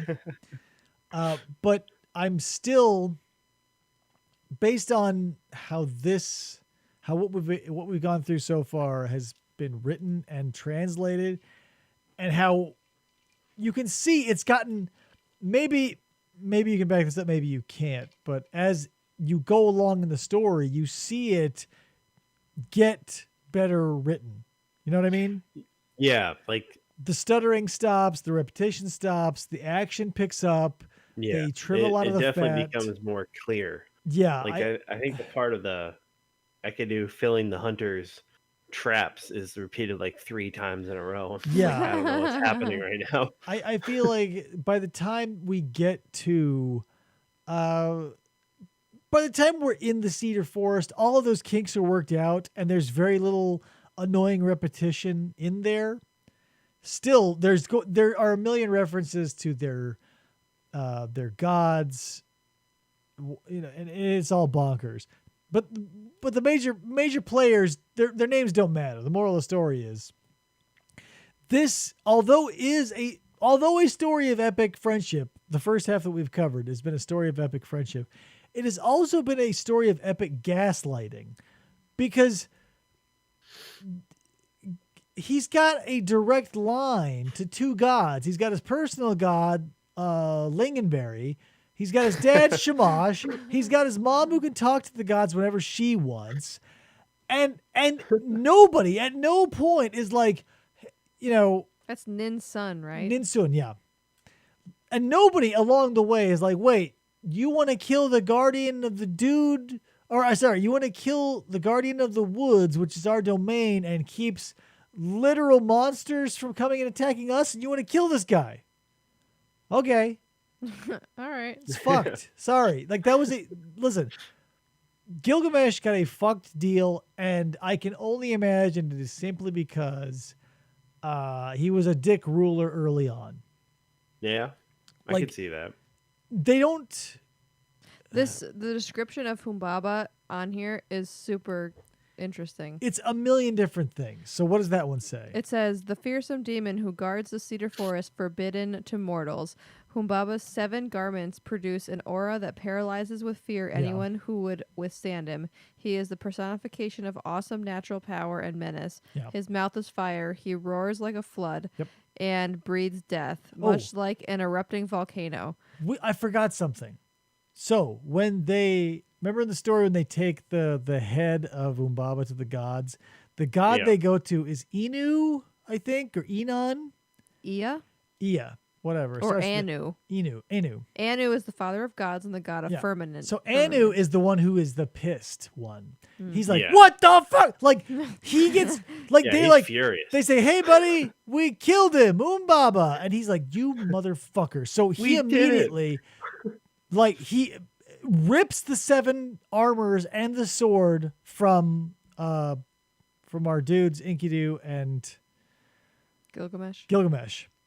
So and he just like gives them out. He's like, okay, the mountains get a set, the river gets a set, the ocean gets a set, the valley gets a set, this dude gets the sword. And well, he's the dad of the gods. Yeah. Like he is the guy. Yeah, he's the guy. He's the guy who laid the smackdown. Because he yells at Shamash at one point. He goes, what the fuck? Because he comes down and he comes down to find that not only is the guardian of the forest, realm of the gods, dead, decapitated, but also the bull of heaven, dead, its horns stripped of its precious metals and given to the townsfolk of Uruk. Mm-hmm. And then he goes to Shamash, who is, in this instance, the kid holding the Sharpie in a hall lined with Sharpie marks on the white paint.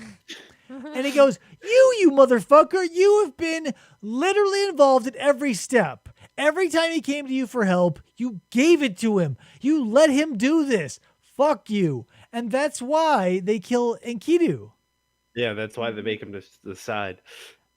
And, you know, obviously it was going to be Enkidu because he is the more upstanding, the more dignified, he is everything that Gilgamesh isn't. He's everything that Gilgamesh should be, and then later becomes in part 2. However, that being said, I think Enkidu is probably my favorite pre-Common Era fictional character. So every character before the year 0, he's my number 1. I think the fact that he is so not only willing to accept like the pleasures of life, but he just takes to it like a duck to water. Enkidu seems like such a great dude. Like he's lured in by fucking, we all are. But after he gets that all out of his system, he soaks up human culture. He becomes a sponge and a friend. He helps out when help is needed. He stands up for the small, and he's like the best dude of the ancient world. There's like an in-depth like thing. Yeah, about the whole Enkidu. town loves him. Yeah, everybody loves him. And that's why when he's dying, it's such a rough like chapter, I want to say, because he's there, like they erect this tent, everybody's crying, like literally the whole town of Uruk. Not only have they gotten over the fact that Gilgamesh was a shitty leader for umpteen zillion years because he's a demigod and probably doesn't age as fast as humans. Mm-hmm. They were not only willing to forgive his tyrannical rule, but accept a monster. Like in any other myth, Enkidu would walk into town, be covered in hair, have horns, cloven feet, and they'd be like, this guy's a fucking monster. But the second he walks into Uruk, they're like, oh, dude, this dude, he's a dude. That's a bro. Yeah. He's our coming. savior. Yeah. They love him. They love him. They welcome him with open arms. He's a weirdo. He's different, and they accept him. Enkidu is the fucking man. Gilgamesh, a dick. Umbaba is the servant of Enlil. Enlil is a god of earth, wind, and air. Yeah, so... Sorry if I missed that before. Yeah, Umbaba, basically is the gatekeeper. Yeah, that's So the cedar forest allegorically represents nature, savagery, because out in the cedar forest there are monsters. And that's part of it, too, is... when they are killing Umbaba and Gilgamesh is waylaid and is besieging Enkidu for counsel, that's part of Enkidu's reasoning. Is he says, this guy says he's going to be on your team. He's going to build you a palace. He's going to do this, that. He's going to be your slave. But we must kill him because he's a bad guy. And not only that, everyone who has pledged allegiance to Enkidu, to Humbaba rather, also must die. And they talk about killing Humbaba to draw out the underlings so they can be slaughtered like rabbits.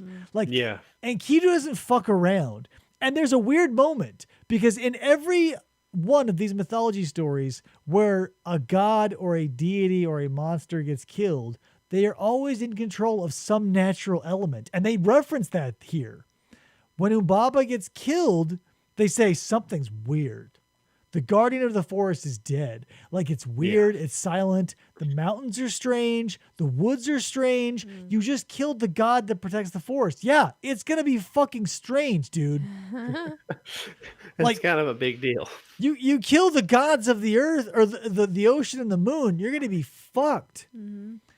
And that's the whole thing is like, I that's where part of me wants to be like, was it the right thing to do? Like, Enkidu gives his blessing and says, not only should you kill him, but we should exterminate everybody who has ever pledged allegiance to him.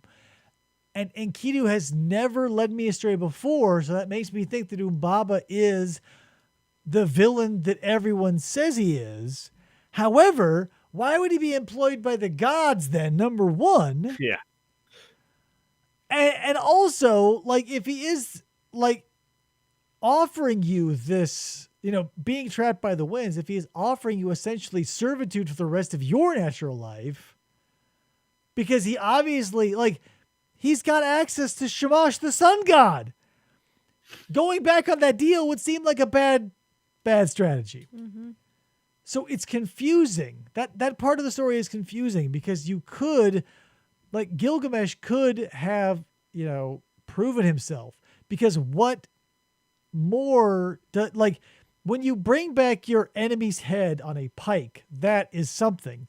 When you bring back your enemy chained and walking upright, that is another. Yeah. Mm-hmm. It's a different message. Like, but whatever, that's the thing. It's the first fable, so it's hard to question the editor because it does seem so against literally everything that has been going on. Like, the whole epic until that point has been, let's kill this monster to make a name. And at the last second, when Humbaba shows a little bit of redeemability, maybe it was an act, but since it's so curt, we do not know. Yeah. So I feel a little for Humbaba, because why would he lie when tied up by the winds that have been summoned by the literal sun god, your boss? Yeah, this says in the very last moments he acquires personality and pathos. Yeah, when he pleads cunningly for his life. Well, yeah. So pathos is maybe he would have to have ethos for me to care, but he employs his logos and pathos to besiege Enkidu and why can't I remember his name anymore? The booze is taking effect. Gilgamesh. I want to say the whole name of his story. I want to say who's the bad guy from Beowulf? Grendel. No, Ganondorf. No, somebody look it up. Grendel. Grendel is a Grendel. The monster Grendel. Another good one. Grendel. Another. No, I felt like Humbaba was sincere with his offer, and I almost felt like Enkidu was like merciless. That's what I'm saying. But at the same time, like that scene, that exchange, really, because leading up to it, you're really put in a position where you're like, Jesus Christ, this sucks, because they show up.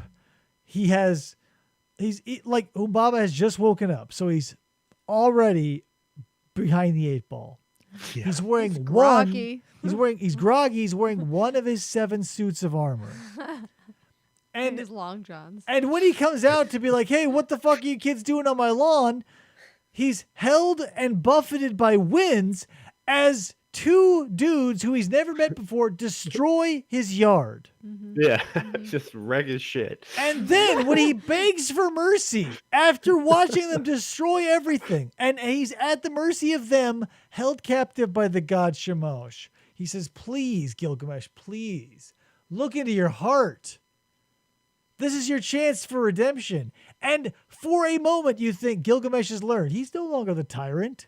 He's no longer into conscription of military and or hard labor. He's no longer into banging everything that moves because prima nocta, and fuck it, he can. He's 2/3 God. He's learned. And he says, Enkidu, is he not like the gentle bird fleeing from its cage only to return? And Enkidu says, fuck that shit, stab him in the fucking neck. Yeah. And not only that, let's kill everyone he's ever made friends with. And Gilgamesh goes, you got it. So fucked. And Humbaba is literally only doing his job. Yeah, he's a servant for a god. They came to him to kill him. That was their whole purpose. He tells them himself. And it's amazing to me that Enkidu, being made of similar material, did not, have his heart moved at least slightly. Because when Humbaba is like, hey man, I was made of the mountains. I was built of the earth by the gods. Enkidu, do you know what I'm fucking talking about? And meanwhile, mud still fresh on Enkidu's face, emerging from the pond he just was spawned from a goddess. He goes, no fucking clue. He says, kill this motherfucker. And he does.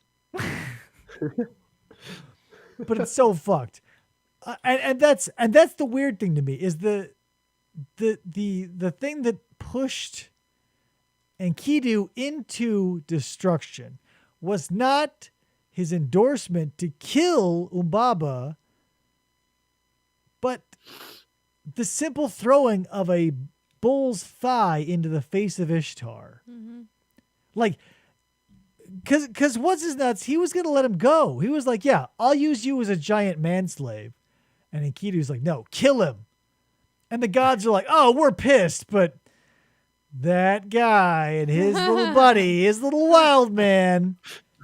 But it wasn't until they killed the bull and somebody got slapped in the face with a stake that they're like, now somebody's got to fucking die. Yeah, now somebody's got to pay for this shit. That's the thing. In the pantheon of Sumerian gods, everybody seems to know that Ishtar is a massive slut and a bitch to everyone she meets, but they all got to cover it up. And the way they cover it up is through murdering the perfect friend of Gilgamesh. Yeah. But whatever. And all because and not through any fault of his own, because Ishtar did not need to proposition Gilgamesh. She could have her choice of anybody or anything. Do whatever she wants. But she's the patroness of Uruk. Yeah, Uruk. Yeah, that's the thing. So and she's sometimes she's a nurturing mother figure, and other times she's a spiteful and cruel bitch. Yeah. Back in the old days, keep in mind, this predates Greek, I think, all the Greek mythology. This is crazy old. So our pantheon of gods here are the least organized and the most human they will ever be. Not only are they assholes, but there's intermingling and they're all related and they're all highly specific. It's if you look at any specific person, in that area's family tree and just wiped off their names instead of Uncle Sal, it was Inu, the god of fucking shit and dicks. Doesn't matter. It's fucking crazy. And the fact that none of them know what any of the others are doing at any given time. Yeah. Because Shemosh, the sun god, gives him the winds and these blessings. Ishtar's father can apparently just open the pen and let the bull of heaven out whenever he wants, completely unchecked. And it's not until the very end when Inu is like, hey, what the fuck? It's like dad just got home from work and sees the crayon all over the walls. And he's like, you fucking kids. But there are so many levels. So there's the big god, then there's gods below them, gods below him rather, and gods below them, and gods below them, and gods for each city, gods for each personal person. It's fucking bonkers. So yeah, I would recommend the Epic of Gilgamesh. And if you don't want to read and or listen to it, we're probably going to break down the second half because I now have to Well, you have to now. I need to know who all these other people are. Yeah, all these people are going to go nuts. Like the epics he's going to have to go through. It's and then the tragic, the loss toward the end, and then the happy ending. Spoiler alert: this tale is over 4,000 years old. So if you're like, no spoilers, it's too late. Yeah, It's very old. It's way too late.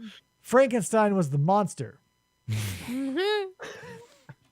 So, Randy, thanks for coming on the show. And since you are an honorary staff member for the night, would you like to plug anything, like staff recommendation wise? Staff recommendations. Lately I've just been playing on my Switch and listening to podcasts. I don't really do much. What are you playing on your Switch? I picked up Pokemon, the newest Pokemon. Pokemon is like meth. We used to do that, yeah. Yeah, I feel like Not the meth, first one is free. Yeah. You get addicted. You spend all your money. You relapse every once in a while, but eventually you either go down the rabbit hole and lose all your teeth, or you break loose and become one of those annoying born again people who hands people pamphlets and be like, "Have you heard the good news? You don't have to play Pokemon anymore." Or have you heard the good news? That's kind of what came out of it. Yeah. So, all right. So that's fine, though. I mean, everybody's stuck inside. Yeah. I'm going to recommend a couple of things. I've got so many that I've been really slacking on. So, first one, if you like old literature and a step beyond that, old philosophy, check out the Meditations by Marcus Aurelius. They were written, like I told you, he was, I think he died. He died before the year 200. I believe he ruled Rome from 161 to 180. Krista is typing furiously, I assume, to find out. March 17th, 180 AD. Was when he died. That's what this says. Yeah, so he died on the throne, obviously murdered. Moral of the story is 61 to 80. Died, I think, 58. Natural cause, as they say. Sure. He was 59 years old. 59. Okay. So, Marcus Aurelius, the last, in most opinion, the last great Roman emperor of the empire, wrote these meditations, this collection of philosophy that had passed down to him. I love that book. I also want to recommend, if you like old-timey stuff and true crime, there's a YouTube channel called Brief Case that almost exclusively covers cases between like the 1600s and like the 1950s is the latest. And, the crime solving technology and the way that things went back in the day, as draconian as we think things are now, be glad you do not have to do like a trial of suffering or something like that. Like, let's say, Randy, it's old-timey times and you get accused of something and you say, I didn't do it. I say, okay, well, here's how you prove it. So we're going to fill up this giant iron cauldron with water and we're going to boil it. So the thing's going to be red hot. Here's all you got to do to prove your innocence. You take your bare forearms and you pick up this scalding cauldron and you walk across the chapel and set it down. You can't drop it because that means you're guilty. So after you've picked up and burned the shit out of your fucking arms, we'll wrap them. And if after 3 days they become infected, you're guilty. That's like the witch trials. Yeah. But the reasoning was infallible, because if God knew you were innocent, he would keep your wounds from becoming infected. What a merciful God. So to test if you're guilty or innocent, you have to incur horrible flesh wounds. And if you are innocent, God will not then further smite you with infection. It won't hurt you anymore. Yeah, you will simply have your forearms cooked medium rare. God bless the criminal justice system of the 17th century. Yeah. Holy fuck. Is there anything in the typing square that we should touch upon before we leave? Not really. Kayla and I were going back and forth about various things while you guys were That's going on. fine. Later you can find out all about Gilgamesh. I hope you enjoyed this breakdown. It is the oldest thing that we've ever dissected. So, Randy, not only were you the first to get the FFOP 5, you were the first on both new shows. Oh, snap. Also, the first to review the oldest written fiction. Bam. Breaking ground. Yeah. We've broken so much ground, like we found one of the tablets. One of the Gilgamesh tablets. I'm on a history kick, so we're probably going to be touching upon that in upcoming content. So, Krista, what about you? You want to recommend anything? You've been reading the meditations. I have been, and I've been so on it. But I guess I'll recommend it unless you have some crazy phobia about death, and then maybe you should just. It's all about coming to terms with who you are and what's happening. Once you accept where we're all headed, it becomes so much easier. Lots of dying, lots of talk of being dead. Well, yeah, but that's the thing. You talk about things to take away their power. I'm already sweating. We can't talk about it. I have got the butt leaks. My hands are sweating.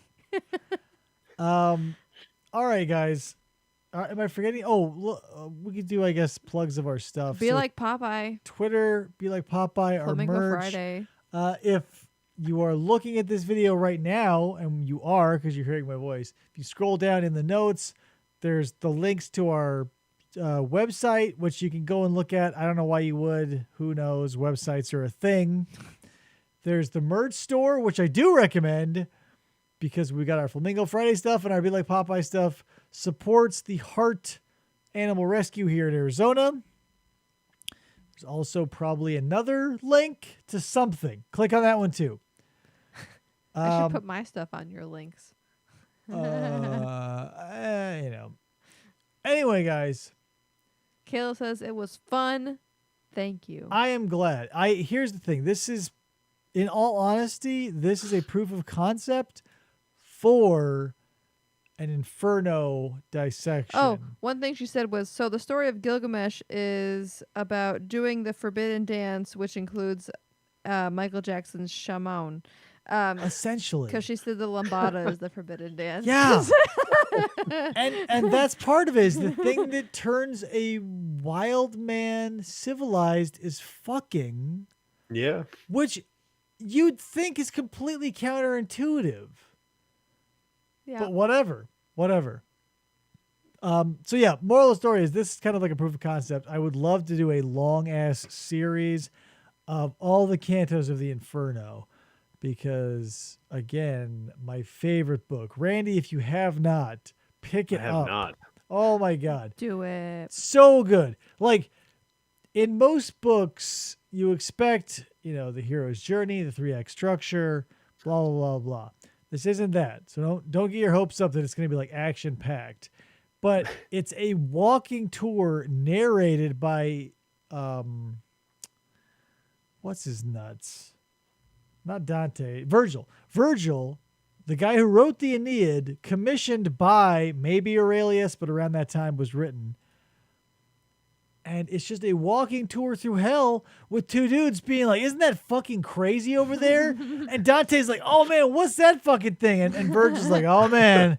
So here's the story about this. Like, okay, so the Phlegethon. Pick up the audio book. Yeah, it's so good. Like when you get to the 5 rivers of hell and they all emanate from the giant statue made of baked clay, iron, copper, bronze, and everything. When you get the Titans, when you meet Nimrod, it's such a good book. When you get to I don't want to spoil it for you, but this will get your appetite whet. At one point, Dante and Virgil come upon a pit of boiling pitch guarded by a legion of demons, all with various Italian names, whom I cannot remember right now. However, these guys are rowdy and they know how to party. So Virgil essentially has to be like, hey man, we're willed, where will has power, it's God's will, leave us alone, but tell us what's going on here. Yeah. And these dudes are assholes. Like they're constantly sticking their tongues out at each other and doing like the blah sort of thing. They're farting at each other. They're stabbing each other with their pitchforks. And their whole job is to hang out around this burning pit of tar, essentially, and not let anyone higher in level than they were assigned by no less than King Minos himself before entwining him with his tail and casting him down to this level. So if your lot is you can get out of the tar to below your nose, if you go above that, they will grab you with their forks, pull you out, flay you into a million pieces, and throw you back in where you will recongeal, only to hopefully not do that again. He describes it like when looking at a pond and when you make a sudden movement, all the frogs that show their backs above the water move. Like every time a demon flies over this lake of pitch, all the souls who are desperately trying to get relief from the burning pitch sink like frogs. It's such a good book. I can't believe more people haven't read it.